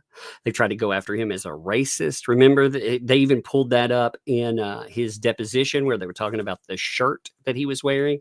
So, oh my God, the Indians? Oh Lord, how dare you? You know, it's so ridiculous. But through this, you see the insults, and then with the insults, you see this here. BBB is like, hey, paint chips, I'd like to suggest something else. Here's your question you should ask specifically.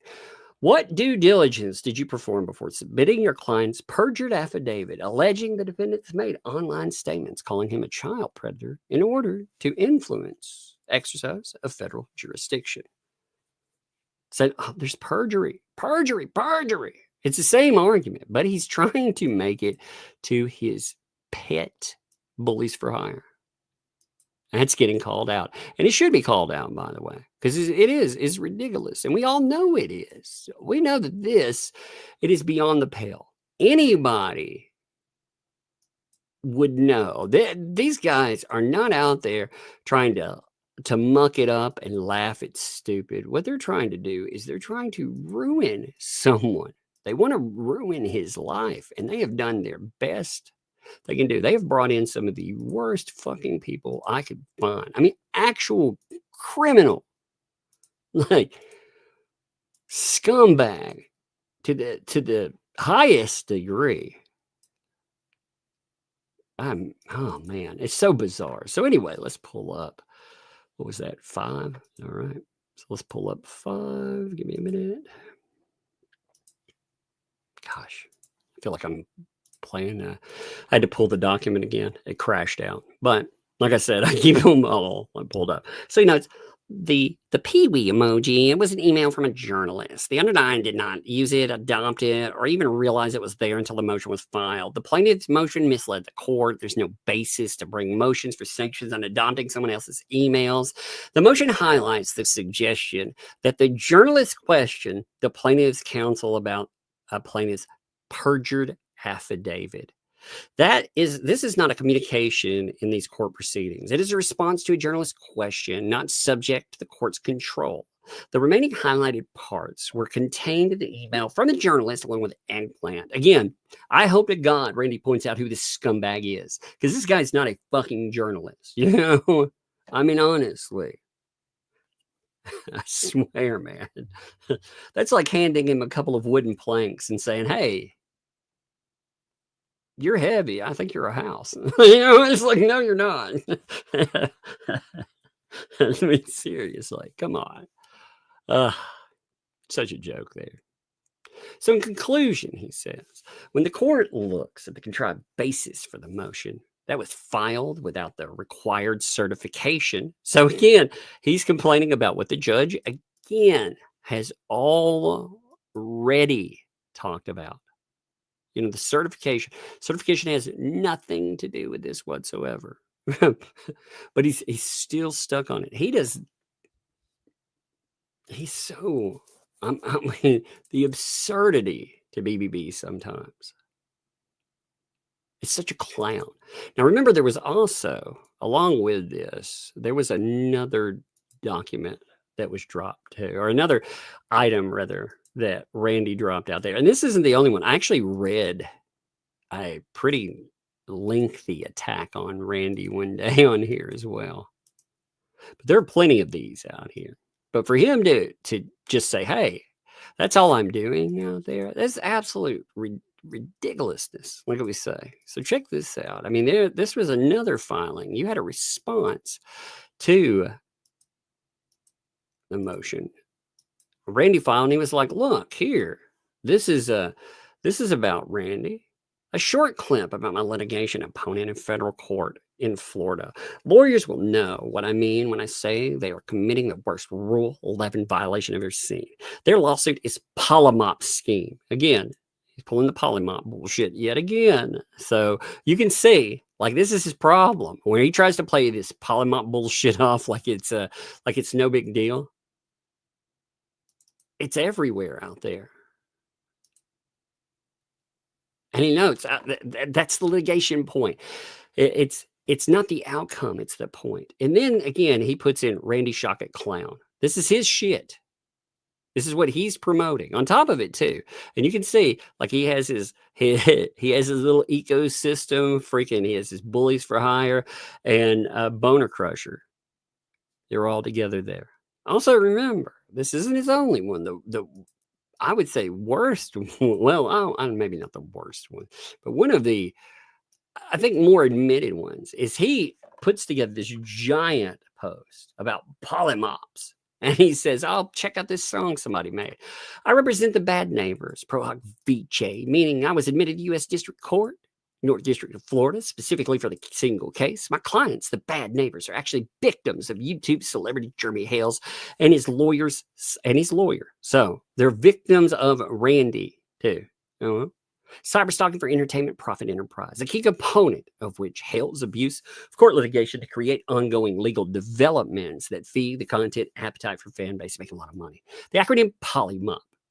He's trying to promote it again. You can see that. It's precisely what Jeremy Hale of the YouTube channel What the Hells and his lawyer, Randy Shockett, Bronson, Florida, are doing in federal court, Florida.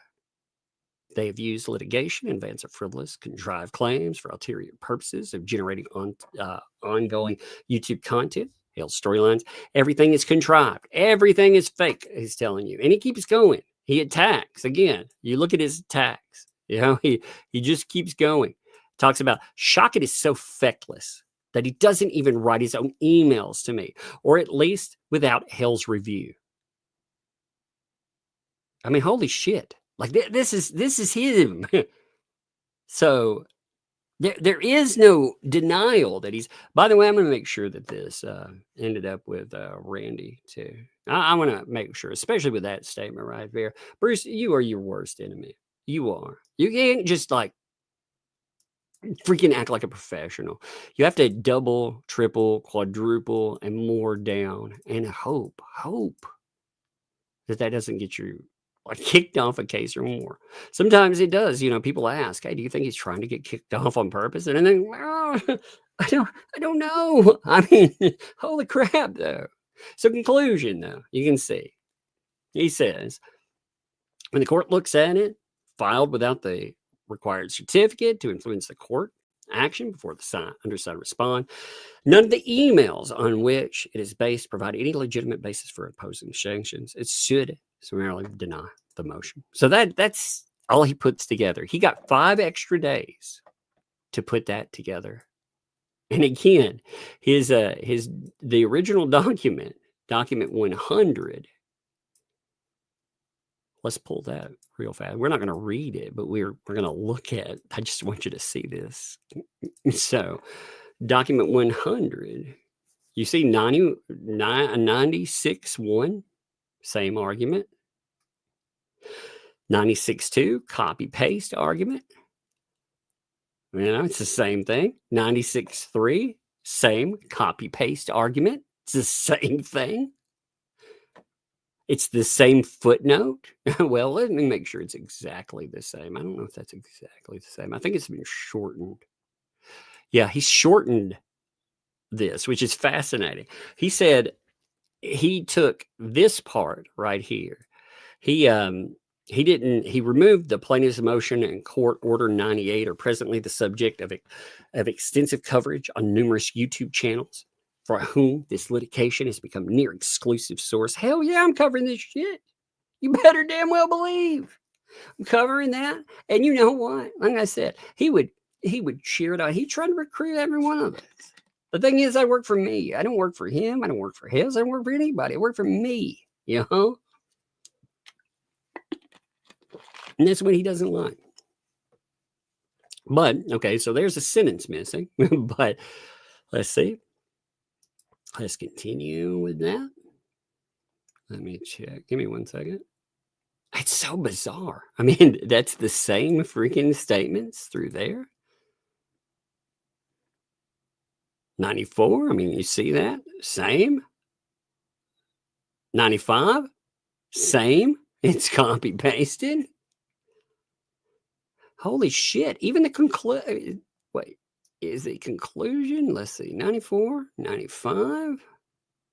I think he took a couple of sentences out of 95, actually. Let me see. I think he streamlined a few sentences off of that. He said he removed this part right here. He was like, should I have responded and said, why are you using a peewee? Oh, so he actually removed part of that. Play the motion. So he did change up some conclusion. Okay. But I mean, it's almost all the same. And he asked for an extra week to go through. Like I was looking at the other filing. That's why it's parked like that. Because I wanted to make sure that it's wild. Like, to be honest, sometimes I have to check and make sure which one I'm looking at. He got an extra week. Again, this is a big deal. It's a very big deal, but he treats it like a game. He ends up, that is the epitome of wrecking yourself. You know, it is 100%. It's crazy, isn't it? All right, let's super chat some, babies. Let's do it. By the way, who's alive tonight? Is it expert? Is it there tonight? Is that who's on tonight? Wait, what's today? It's Thursday. My bad. It's Shizzy. My bad. I forgot what day it was. I started thinking it was my bad. Let me 1 second. I was like, wait a minute. That's so funny. I kept thinking it was Friday. I'm thrown off. That's too funny. God, Shizzy's not showing up for me. I'm trying to find his link here. That's so weird, man. Shizzy is hard to find sometimes. I have to roll back through everything and see if I can find his stuff. Does he not have a new stream up today? Does he not have an upcoming stream? It is Friday? Oh, it is Friday. My bad. See, it is Friday. Look, I forgot what day it is. I told you. I've gone crazy. So it is the expert. I told you. I keep thinking it's Thursday. I've lost some of it's like I said, at Medicaid. I can't even remember certain thing, but I've got this court case. I've covered it so much that I can remember the court. Thank God, because otherwise I would be screwed there. It's one reason I don't cover multiple cases there, because I can't even remember what day it is some days. I love it. I can't remember what day it is. I could still write a better filing than the last one he did. Shit. I love it. One of the things I want to cover too is I want to cover this expert. There it is. Expert. I was looking for his stuff. There he is. All right. So I'm refer you to that later. Just give me a moment. I'm setting up my my stuff before we do this. Again, if you want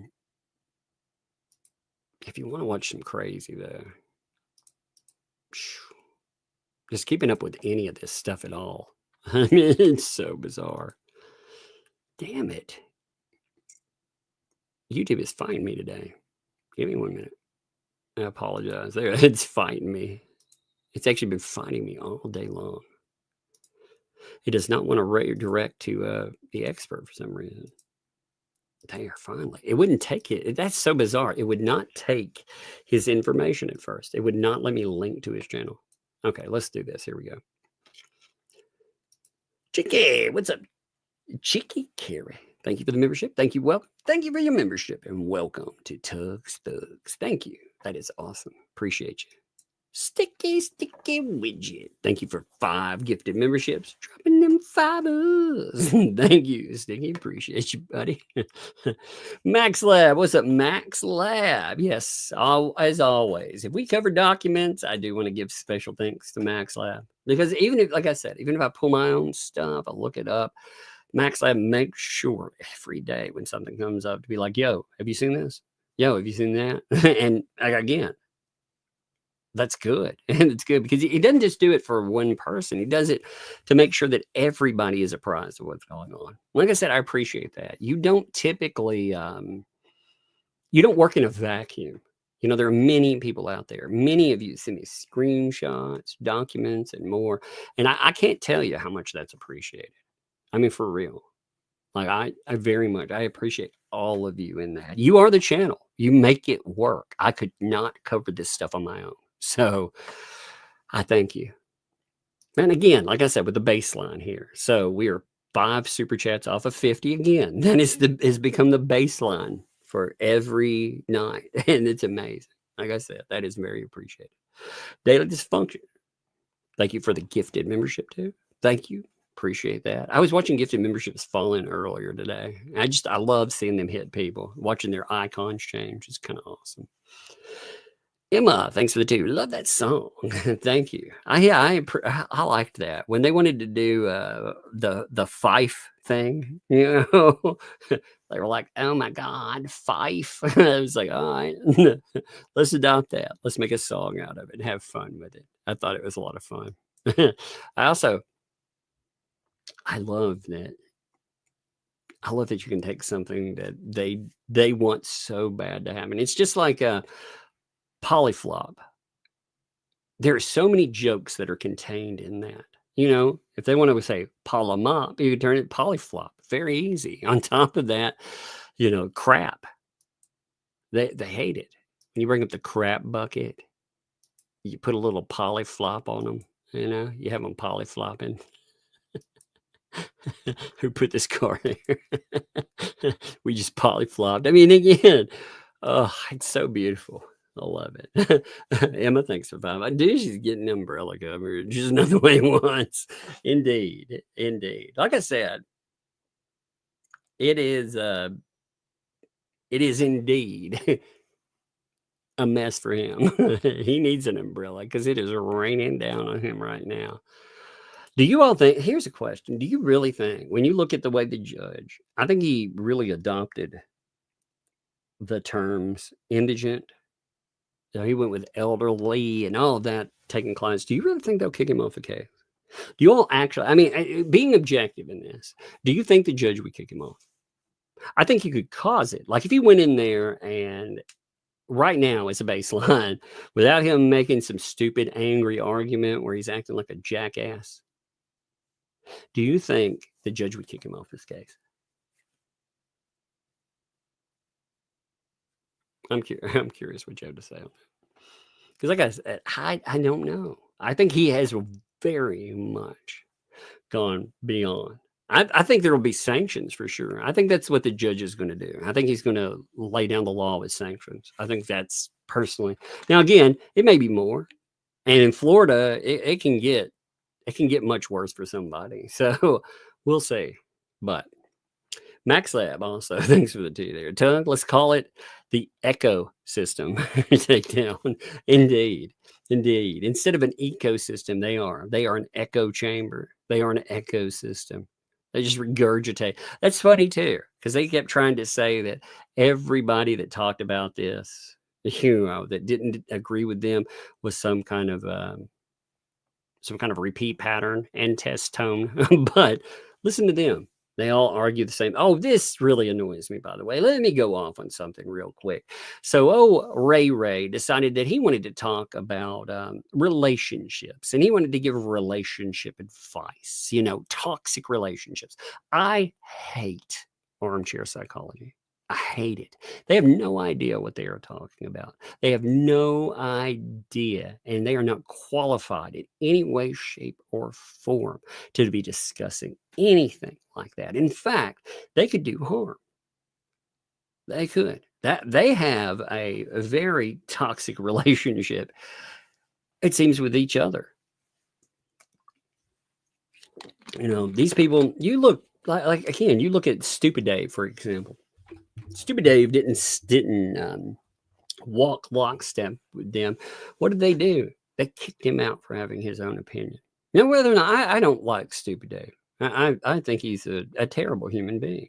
I think he's whiny and worms around on the ground. And like, oh my God, look at me. And wallows in his own just wallows in his own self-pity and deprecation. But at the same time, I think what they did to him was wrong. You know, I think they are the epitome of a toxic relationship. But for them to talk about anything that has to do with mental health or relationship advice or anything, they need to shut up. Stay in your lane. You know, but of course they won't. Of course they don't. It bothers me quite a bit. I realize if you've had experience in that, maybe they're speaking from their own testimonial on it. I saw some people that were laughing about it and saying, well, maybe they're describing their own relationships with people. Maybe that's it. Because otherwise, why the fuck are you talking about that? Like I said, like what gives you the right to talk about relationships, period? Like you know. I don't know. It just bothered me. It really annoyed me. By the way, I do want to give love for something else too. Give me 1 second here. I want to show you something. I forgot about it. I love this too. So 1 minute. Check this out here. I forgot to bring this up. Oh, I got to pull down old BBB first. Give me 1 second. I got to pull down that media asset there. Asset. Here we have a lovely picture. Check this out here. Again, I watch so you don't have to. Again, make sure that you tune into them. I enjoy their breakdowns immensely. I do. They tell you in their breakdowns, by the way, one thing I love about their breakdowns, because they'll tune into many channels in the ecosystem, but they don't lie to you and tell you, hey, I watched this whole thing. Sometimes they're like, hey, I can only stand 10 minutes of this garbage. Sometimes they'll go an hour or more into it, but it's fascinating. And you can get the idea of what's coming up. And then, you know, between that and a few other people talking about stuff, you can kind of see what the entire ecosystem is trying to focus on. And it's usually not anything courtroom related. Although, funny enough, the newest filings, it's kind of fascinating to see them try to push and promote them. But you can see this. Look at that. Isn't that cute there? Certified bee friendly. Cute. I like that. I thought it would be good to pull up and show off. I love that picture. That's very cute. Thank you for that. I do like to promote people that are funny and that stuff there. I like it. But I do like the ecosystem is funny. The ecosystem takedown or the ecosystem case. You know? I mean, we could play on because there's a lot of people in the ecosystem. Hey, kiddo. What you doing, baby? Hey, come here. What's up? Let me show you a picture. Wait, close your eyes for a minute. Close your eyes. Okay. You got your eyes closed? Yeah. I'm going to pull up a picture for you, okay? Okay. Are you ready? Yeah. Okay, let's show you. Check this out. Look. Look at that. Isn't that cute? Look, it's talking about you. It says that umbrella guy, umbrella girl, that's Sissy. There's you. That's big umbrella girl. Honey, look, we got little bees. For the honey. Yeah, are they cute? Yeah. I like bees. You don't like the real bees, though, do you? Remember the bees that got in the living room that day? Yeah. You didn't like those, did you? Uh-oh. Uh-oh, Sissy heard you. You better... No, don't hide down here. Go upstairs. Hey, don't hide. Hey, don't hide down here. Kiddo, do not hide over there. Hey, yeah, she's hiding. Hey. But I couldn't find her there. Hey, don't get over by that chair. Yeah, she's behind the chairs over there. She's hiding. You know? Don't hide over there, though. Hey, you can get... you could get seriously hurt. There could be a spider over there or something. Yes. Yeah, a big your leg spider. could also get cut because there's a few. Yeah, you got to be careful over there. Yeah, you got. You know, I scratched myself on that spring thing. And Yeah, remember, it that's scratched my what I leg up. Yeah. You don't want that, Can do I you? say Look hi at to that. the viewers? Yeah. Me too. Yeah, you can say hi real quick. Come here. Me too. Me too. Hello, everybody. Like, hello, Yeah. fellow humans. Hello, fellow humans. Hey, Dad, look, money. Oh, yeah, there's money there. Yeah. Look. Money fellow for me or humans. Sissy or you. It's just on the channel thing. We were talking about something. Money for me or Sissy or you? Tomorrow we're gonna go somewhere though. Do you want to go somewhere? Yeah, the amusement park. The fair is not open yet. Yeah, fair's not open. Then where are we going? Well, we're either going to go to Murfreesboro or Cookville, one or the other. Murfreesboro, please, to But get some candy Anyway, down. y'all, I got. Candy, of course. I At the have mall. to drag Audia to my room to watch movies with me. All right, well, Like- hey, go. wanna Like spend the time. Wax movie. Like We're watching House House of of Wax. Wax. All right, well, I don't like watching the House of all right, Wax. well, watch, bring her up something that she would like to. I want to watch We don't share anything in commone. No. You do too. Bring her. Coraline. Yeah. Yay. Coraline, she would like that. See? That's legit the only movie I can watch with her. I swear. Hey, Coraline's a good Or movie. we can watch it. Oh, it. Oh my god, are you Oh. okay? You hit your head. Hey, we got. Yeah, I'm okay. And that was not. It's just barely tapped herself. I heard so funny though. All right. Hey, go upstairs though, kiddo. So I can. All right. Go watch some Coraline. I personally want to watch it, but okay. All right. Well, y'all decide. Oh my goodness. She's like, I was watching House. She's like, I don't like that. It's a horror movie. Oh my goodness. That's funny. It cracks me up a bit.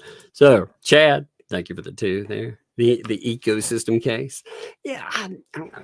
You know, when the right thing, when the perfect one hits, I think we can play off the ecosystem though. Maybe it just when I hear it, I'll know it. I'll be like, yeah, that's the perfect one. But I haven't heard it yet. Just haven't gotten it quite yet. Okay, bunch of rocket and stuff. Thanks for the 2. Federal case part deuce, deuce. I like that. You know, I like that federal case. You know, B. That was funny. And federal case part deuce. That is funny too. I have my favorites. Thanks for the 2. Federal case 2.0. Yeah, I just haven't seen it yet there. Fallen Hero, thank you for the gifted membership on that too. Thank you, Fallen Hero, man. Appreciate you. Like I said, here all the time. Thank you. Those beads, by the way, I'm gonna take pictures of those and I'll give them to the kids later. They'll love that too. Thank you. I'm my favorites as well. She's a whiz nut. Thank you for the 2. Good to see you, my friend, by the way. I kept thinking it was another day. I was going to refer people to you. Week deuce, sport deuce. Or plop, plop for short, plop. Oh my God, that's funny. Plop, part deuce. Yvonne, thanks for the 2. New case, FC Deuce. Oh, there's so much play on that deuce part. It's so funny. Misbehave. Thanks for the 11 there. Thank you. Love your umbrella coverage, Doug. I know. I have the true umbrella coverage. That's right. Anyone else is just a pretender. Book again. Thanks for the 5 there. Fed 2? Nope. Flop. Federal litigation over penetration. I think that's funny. You could do flop. Federal litigation over polyflop. I love to take any chance I can get and also make fun of polyflop. You know, I mean, it's how they want it to be so real. They want it. So making fun of it. Liz, thank you for the 10 there. It was noting that, listening in the car, my phone connected by Bluetooth. And your intro hits pretty hard. You should put them all together and release an album. Call it Breadsticks and Candy. I've thought about, honestly, just dropping them out there for people to enjoy. I dropped one out in the wild, but I haven't gone and done the others. There's a few. I did some with Disney and there's some other ones that are pretty funny. Maybe I'll do that one day. Stick it with you. Just an email with Doc 121. It's short. Yeah, I've got the 121. That is the order for the counterclaims. Now, to note that, by the way, and thank you again. Actually, MaxLab sent it over originally, by the way. And like I said, people send it over, and I appreciate that. I can't say that enough. With this, this is part of the counterclaim thing, but I'm setting up an argument, and I've got to review a couple of things before I go over this effectively, because what this is talking about is cutting loose count 2 and 3, right? With a dismissal without prejudice. You know, you had Randy say that's okay, but there's something in that I think is a real problem that it's going to be run across. But I need to check a few things on it before. You know, we've got that again. That tells you that they're talking about multiplying proceedings, and yet they're saying let's remove the thumbnail litigation and put it into a third filing now. So that is the epitome of vexatious litigation, by the way. It is. The only thing that remains is the defamation part. And yeah, that's going to be, like I said, I'm looking at something with that, but I want to talk to a couple of lawyer friends before I really make commentary on it. I want it to be right on, you know, like I said before too, you know, this isn't my intention. And I'm not saying anybody does this. I'm just saying for me, my intention is never to be first with something. I want to be right with something. You know, so if I'm rolling over an idea, and I think a lot of people try this these days, depending on what kind of case. Unfortunately, the algorithm does punish you for this, though.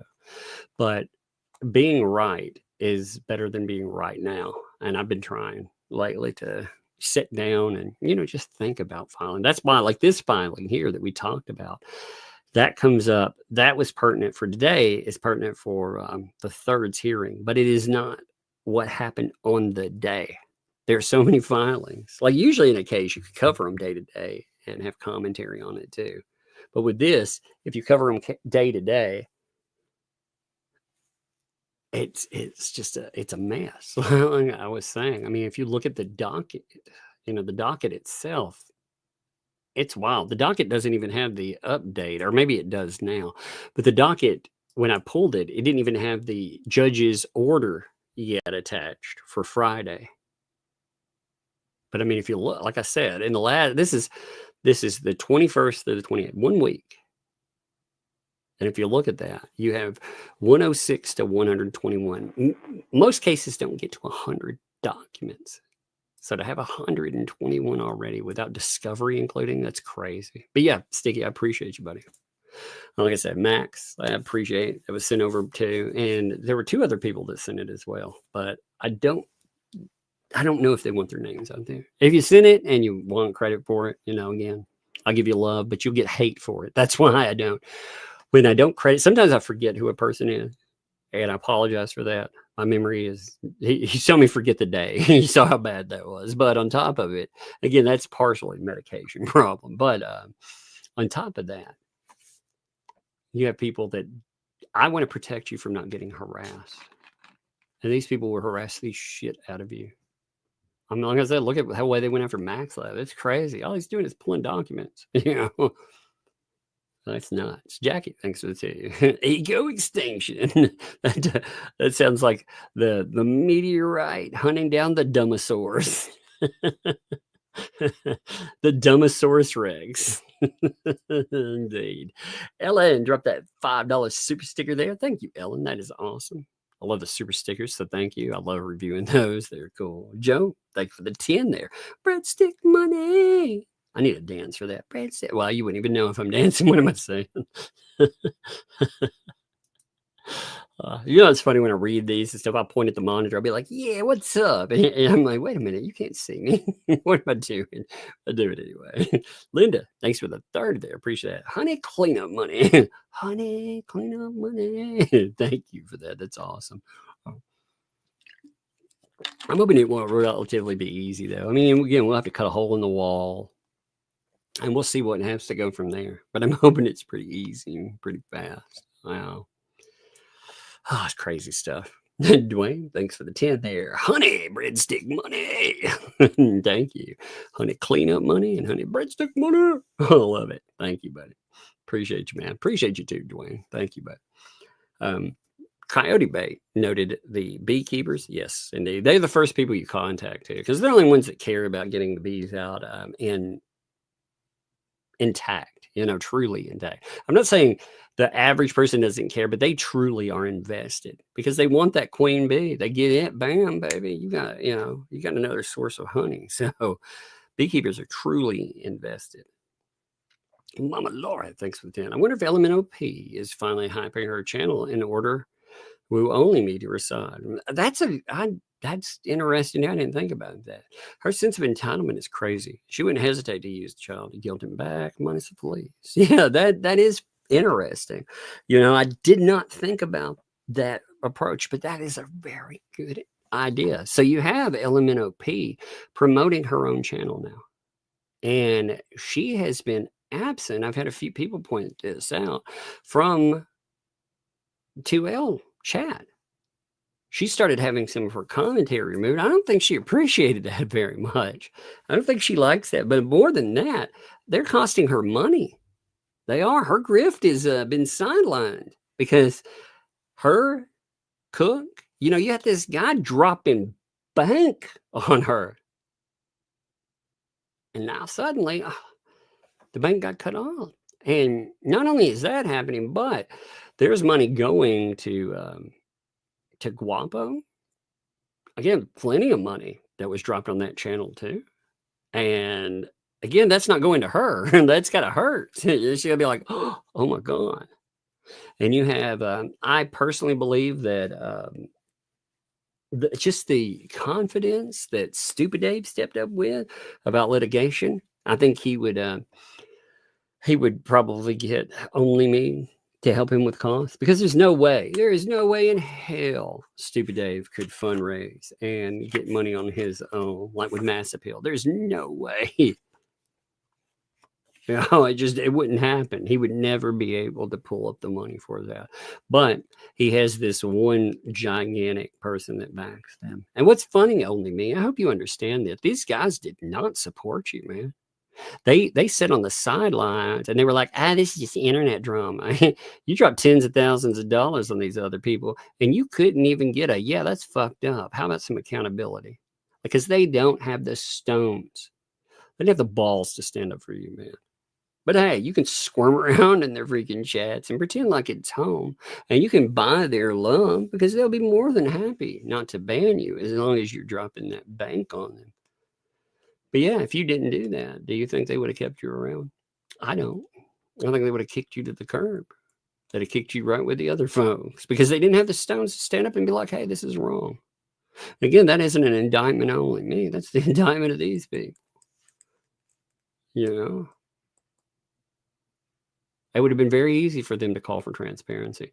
They didn't. They treated it like a joke. In fact, they mocked the idea that transparency was something that we should have. I mean, they mocked it. So, but hey, if he goes back squirming back there, man, God, that would be so messed up. I have my favorites. Also, thank you for that package. Like I said, that is awesome with the beads. I love watching the kids make stuff. It's so cool. So thank you. Judith, thanks for the 2 there. Some BBB money for time. I love that. That's funny. Buzzy beans.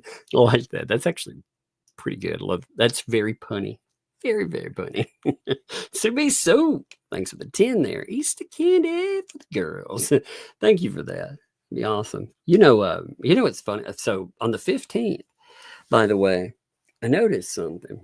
Megalodonus Foe's birthday comes up on the 15th. By the way, she is still dealing with family issues. She's still dealing with the health problems there. So keep her in thoughts. Keep her family in thoughts and prayers. For real. Make sure that they're not forgotten there.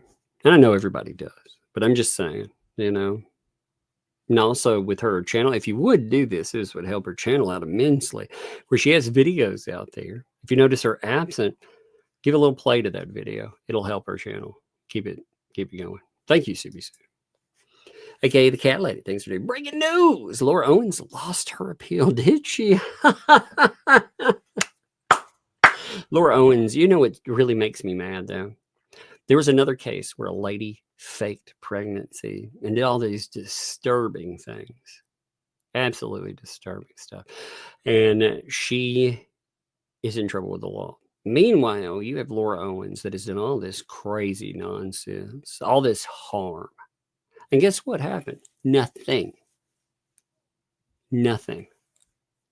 She should have legally, she should be facing the consequences of what she and her lawyer did. But there have been no real consequences. But that's amazing. Okay, the gal lady, that's so crazy. Karen, thanks for the 2 there. Did you send Megan her package? Yeah, she's not home right now. I want to make sure she's home. When she gets over, I will, though. Sure, I just want her to be home and make sure it doesn't end up on like the porch. Actually, I've got it ready to go. I just, like I said, when I drop it out there, because there's some coffee cups and other stuff. I want to make sure, like I said, it's it's there, and it's not in a moment where things are so chaotic. Like I said, she's been away from home, dealing with all this stuff. When she gets home, that's when you send something and, like a pick me up and cheer her up, because it'll be a good one. I'm going to shove some stuff in there too. It'll be a lot of fun with it. What are you doing, kiddo? Are you trying to get candy? Is that what you're after? Yeah. I don't like the cookies. I see you over there. I see you. You have one more candy thing today. No more tonight. Oh, what's that box empty? Why? We have most of those boxes. Why is that box empty? Because it's been there for a few days and you ate a bunch of it, because you get 1 to 2 little candy things on a day. But take it upstairs with you, okay? See, Sissy. Love you. It's like you have a little bit of that, because we're going to watch something after this, okay? It's a weekend, so we're going to watch and have fun with stuff. But off topic also, SF, thank you. Clayton won an appeal. Dave just put, see, that's amazing. I think that's absolutely amazing. It's so crazy.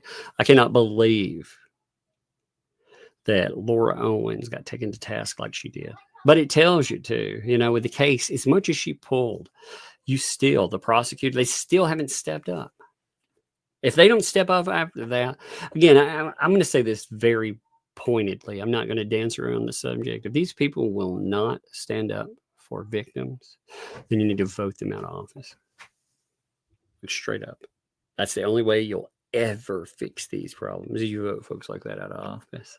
Now, she'll still be there for years, the prosecutor. But don't forget. I mean, again, these are people also, if you look at the prosecutor, like she has a banner there that talks about, again, she runs on, all of them do, about helping out victims.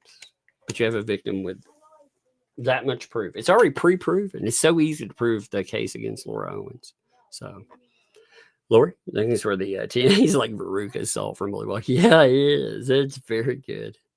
You see, Veruca Salt, BB Veruca Salt. I love it. That's a good reference. Laura B, thanks for the 6 there. DUI guy going on April 3rd. You noted. I've got to see, like I said, I really do want to go to that thing. I would really love to go. That'd be crazy there. Tanya said, thanks for the 5. How about federal case A and federal case BBB? I like that there. Yeah, kiddo. I just want to say I love you. All right, well, love you too. I just want to say I love you to Dad. I know. I just Right want there. to say I love you to Dad. Thank you, Sissy. Can you close the door, baby? Thank you. You hear her older sister. She's like, hey, get up here. And the little one's always like that. I'm just saying I love you. I'm not doing anything bad. I just wanted to give you a hug and a kiss. That's not bad, is it? And you're like, oh, you little bugger, you. She's so good at that. Because what can you say? I have my favorites too. Thanks for the 2 there. Federal case, the sequel. The sequel. It's funny too. Courtney Witt, thanks for the 10 there. Be money. Get jars and sell the honey. Indeed. Maybe that needs to be something I bring up with the beekeeper. Hey, can I get a few jars of that? That would be amazing. Sell, that Umbrella Guy brand honey. We do have a lot of, one of the things like out where we live, we have some amazing places like for honey and other stuff like that. So we really do have that. That's actually kind of cool. That'd be cool. Umbrella guy, honey. BK. Hey, what's up, BK? It's good to see you. Thanks for dropping 5 gifted memberships on people too. I saw memberships falling in. I was like, hey, I didn't see who sent the 5 at first, but that's right at that time. Thank you, BK. It's good to see you too. I'm a favorite. Dropped a membership as well. So you have a little clump of these in like a 5-minute span. I can see this. I am my favorite. Drop one. Thank you. I am my favorites. Again, appreciate that. Scott dropped 5 gifted memberships as well. Thank you, Scott, man. That's cool of you. That's very awesome. Thank you, buddy. And Carol, thank you for 10 gifted memberships too. See, that's all right there. I saw a bunch falling. I was like, where they all come from? I couldn't see where they came from with the map. There's 21 right in that little section. And that's awesome. Like I said, I love those more than anything. I think they are the greatest feature on here. Thank you, Carolyn. Appreciate that too. So Carolyn, Scott, I'm a favorite. BK, all of you, thank you. You know, I very much appreciate that. Elon, thanks for the 10 there. The Honey Fund. Honey Fund. Thank you. Appreciate that. That's awesome. Lisa, thanks for the 5. Number 2 lawsuit. Stumbling saboteurs. It's going to be fascinating to see how that falls or fell. Is Dave Neal live or did you drop a video? By the way, is Dave Neal actually live or is it a video? Let me just check. Dave Neal. I see a few people that are going live with that. I streamed 21 minutes ago, so it's pumped off there. You know, one thing that's I'll tell you what's upsetting about this case, though. You know, it really bothers me. And you want me to tell you why it never got mainstream appeal? It's because, unfortunately, when people looked at it, and we covered a long time. I went all the way through it.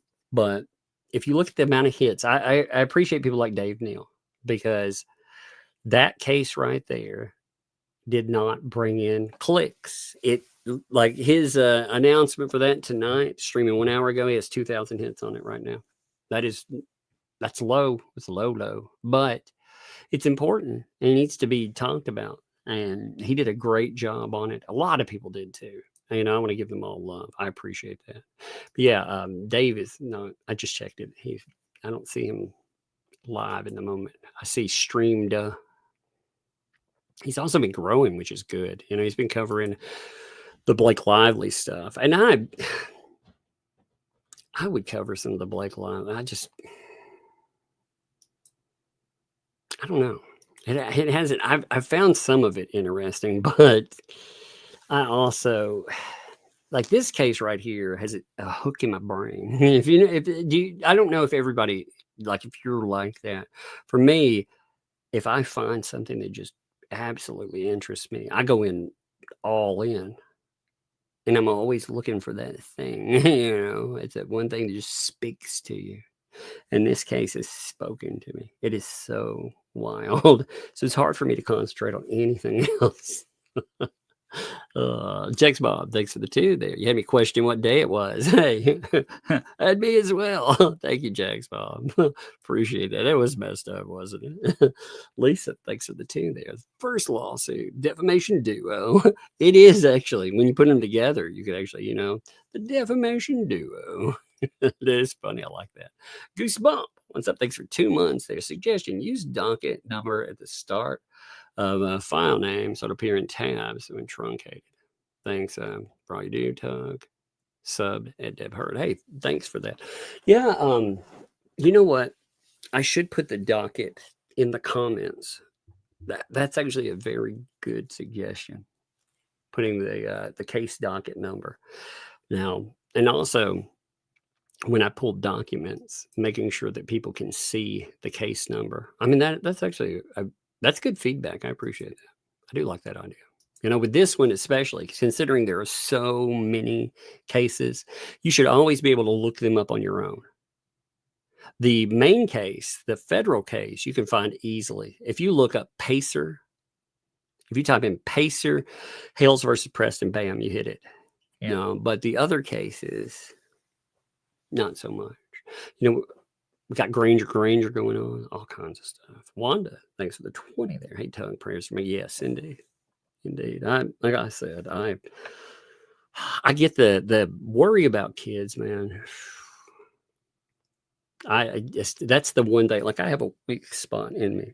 If you have kids, even if you don't have kids, people that you care about, like, how that feels. But then you have like a vulnerable population, like can't care for themselves with the kids, and you worry about them.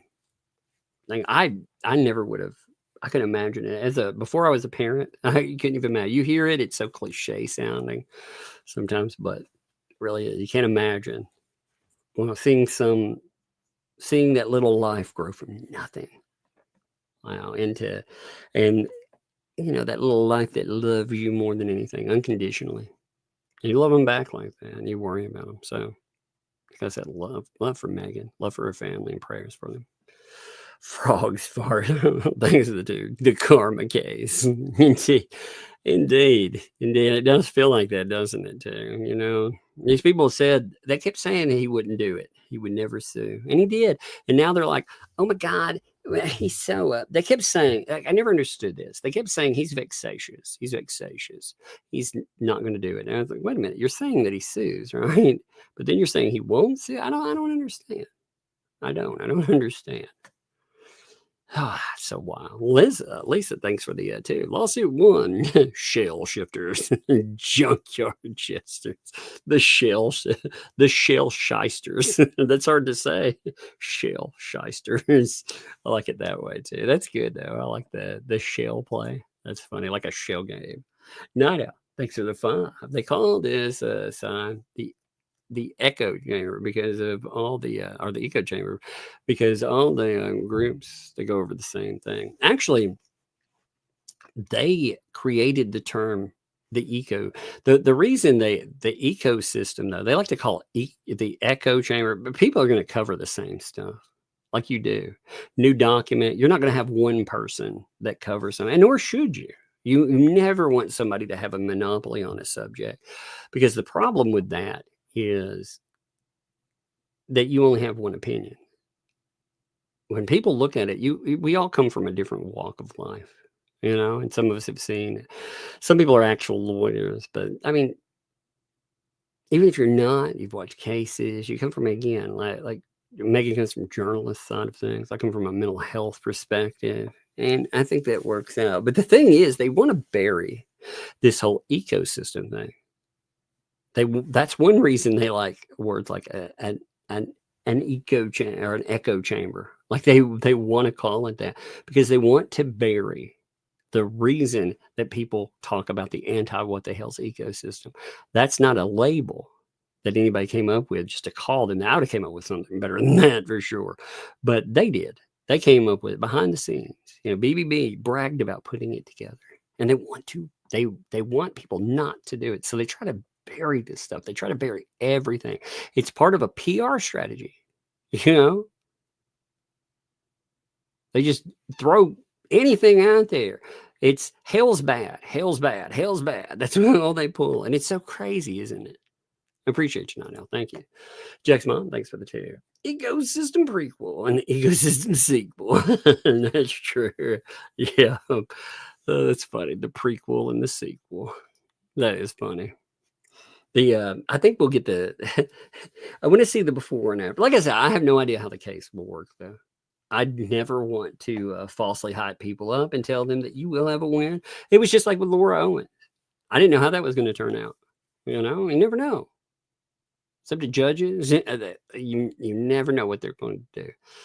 But I think that if justice does prevail in this, I think I know how it should turn out. Green Veggie Beast, thanks for the 10. We are not human. We are polyflops. That sounds like a microscopic organism that didn't divide correctly or something, Did you look at those? Oh yeah, look. Oh no, it's a polyflop. It's sitting over there by itself. It's funny. Jack's mom, thanks for that. How did watching The Shining go? I'm still scared. It It went good, actually. We watched The Shining and we watched the Shining miniseries. And then after that, we watched the Dr. Sleep. Dr. Sleep, I never would have thought this, by the way. Dr. Sleep, you know, a sequel to The Shining. No way. You think, no way. We don't need that in our lives, right? Yeah, you did. You needed it. So I went back in. I was curious. It's been years since I read The Shining. And when I'm doing stuff in the house, typically I will listen to a book. And I'll listen like an audio book. That's one of my favorite indulgences. I love to read and I love to listen to books. So I decided that I would listen to The Shining. Now, The Shining is only 15-hour read or listen to, which is short by Stephen King standard. That's a long audio book, but it's still short by Stephen King standard. You know, something like It, for example, was 45 hours. You know, that's a work week. But I listened to all The Shining, and there are certain things that I wish they would have kept in. I wish they would have kept the background. For example, the background of the hotel when they talk about it, that stuff was good. Also, you know, the cook, Dick, I can't remember his last name. It's skipping me. When he drives up to check on them, he gets attacked by one of the shrubbery lions. You don't have all of that in the first Shining movie, but the miniseries has all the shrubs outside. You don't have a maze. The maze in the movie is beautiful looking at, by the way. That's a cool feature. But in the book, you have different what is that, topiary, I think it's called. With different like lions. I think there's a rabbit, a dog. I can't remember all the ones that are in there. But anyway, one of them attacks when he's coming up. And I think that would have been good to put into the mini. I'm surprised they didn't put that in the mini series, really go into it. But yeah, I liked it. I thought it was a good watch. It really got me on there. And now I'm in the middle of Dr. Sleep. I'm listening to Dr. Sleep now. And it's fascinating. Dr. Sleep as a movie, though, is very good. I was really surprised by it. Like I said, I never thought that I would want a sequel. All right. Thanks for the 2 there. Anti-RECKS system for the B-viction. That's funny. The B-eviction, the B-viction. I love it. Love you. Hey, love back to you. And that's funny. I like it. I love creativity like that. That's awesome. Ale, thanks for the 3. The poly T what? Yes. I love saying it that way. The poly T what's. I love it. That's good. I like it. Diana, thanks for the 2. Singing Polly Wally Doodle all the day. Polly Flopple all the day. Love it. Love it there for sure. Stacy, thanks for the 2. Celebrating Laura Owens losing her pill. Yes. The thing is, though, she still has not paid for what she did. Honestly, has she? Clayton Echard had his life dragged through the fire. Not just that, but, Laura Owens went back, and one of the 3 people that she has targeted, she went back and retargeted one of them. Shut him down and shut him up. So she actually got the protective order. She went back to it. That hearing, I think it was in December. So she got to shut somebody down yet again because these fucking prosecutors won't do anything. And it makes me mad to see. Especially these they talk a big game. Oh yeah, we're hard on crime. We're hard on that. We stand up for victim. Bullshit, man. Prove it. So I love that he won. But what did he win? Yes, he salvaged his reputation. Great. I mean, that's awesome. But where's the justice, the actual justice? And I don't feel like we'll get it. I mean, maybe they'll prove me wrong. Maybe they'll bring something, but they haven't yet. And that really does bother me. Yes, that is amazing. I have my favorite things too. Yep, F around and find out case or a version of it. That is indeed true too. You know, fife around and flock off. Indeed. Coyote Bait, thanks for the 5 there. Have them teach or hear the sound of the queen bee makes. It's wild. They took out 25,000 plus behind signing my. Whoa, that's crazy. That is absolutely crazy. I've seen videos where they've removed them, and that's an amazing amount of bees. We get them sometimes. They get into the house in our living room. We got a couple of single ones. I think, what is that? You know, where's that coming from? Then I saw them. I was like, oh my gosh. I'll have to video when they get crazy again. James, thanks for doing what? Jeff Pillowcase, just out of here. I'm the one where he looks like a mariner, you know, the black and white where I love that picture of him. That's how I think of Jeff. So got that one. I've got everything, like I said, packed for Megan to go. I know it's been a minute, but there's between the ER stuff and everything else. I've got her shirt or shirts rather, camp, coffee. That coffee was good, by the way. I can't remember who sent me the coffee, damn it. That coffee was really good. Thank you. That was really good coffee. I liked it. I've never ground my own coffee before. So I had to actually get somebody to grind it for me. It was very good though. But let's see, I've got coffee for her, a cup, the Jeff pillowcase stuff. And there's others. I'll have to look at everything that's in there, but there's a bunch of stuff. I think it'll be a welcome distraction when she gets home. You know, I think it'll be fun. I think she'll laugh about it. And it'll be close to her birthday. So that's another thing. I was like, well, you know, if we get it close to her birthday, it'll all be like a massive gift for, because again, her birthday is on the 15th of April. So I think that'll be fun. Man, thank you, James. I couldn't remember who's, again, I'm terrible at remembering who sent something, but it is very much appreciated. You know, I set up one of a pillow over in my just sitting area. Everybody who comes over, they have no idea what that's about. So sometimes I'll ask, I'm like, hey, you know, it was a friend of mine, and it makes a good conversation. It's appreciated. Vanessa, thanks for the 10. Dr. Sleep was great. Yes, very, very much so. The cast is excellently resembling the original cast. Yes, which was hard to make young Jack Torrance again. They did a great job of mirroring the cast. I agree. Not only did they do that, but the director, you could tell, like, he took the source material and he fit it into The Shining. Now, you know, Stephen King hates The Shining, the original movie. He hates it. That's why he did the miniseries. He hates that. But he took it in a way where it links in to the Shining original movie, but also links in to the source material in such a way that I think it made everybody happy. I never would have thought that movie would be good. I give that high accolades. The reading of it's rough. I have to say, I don't understand.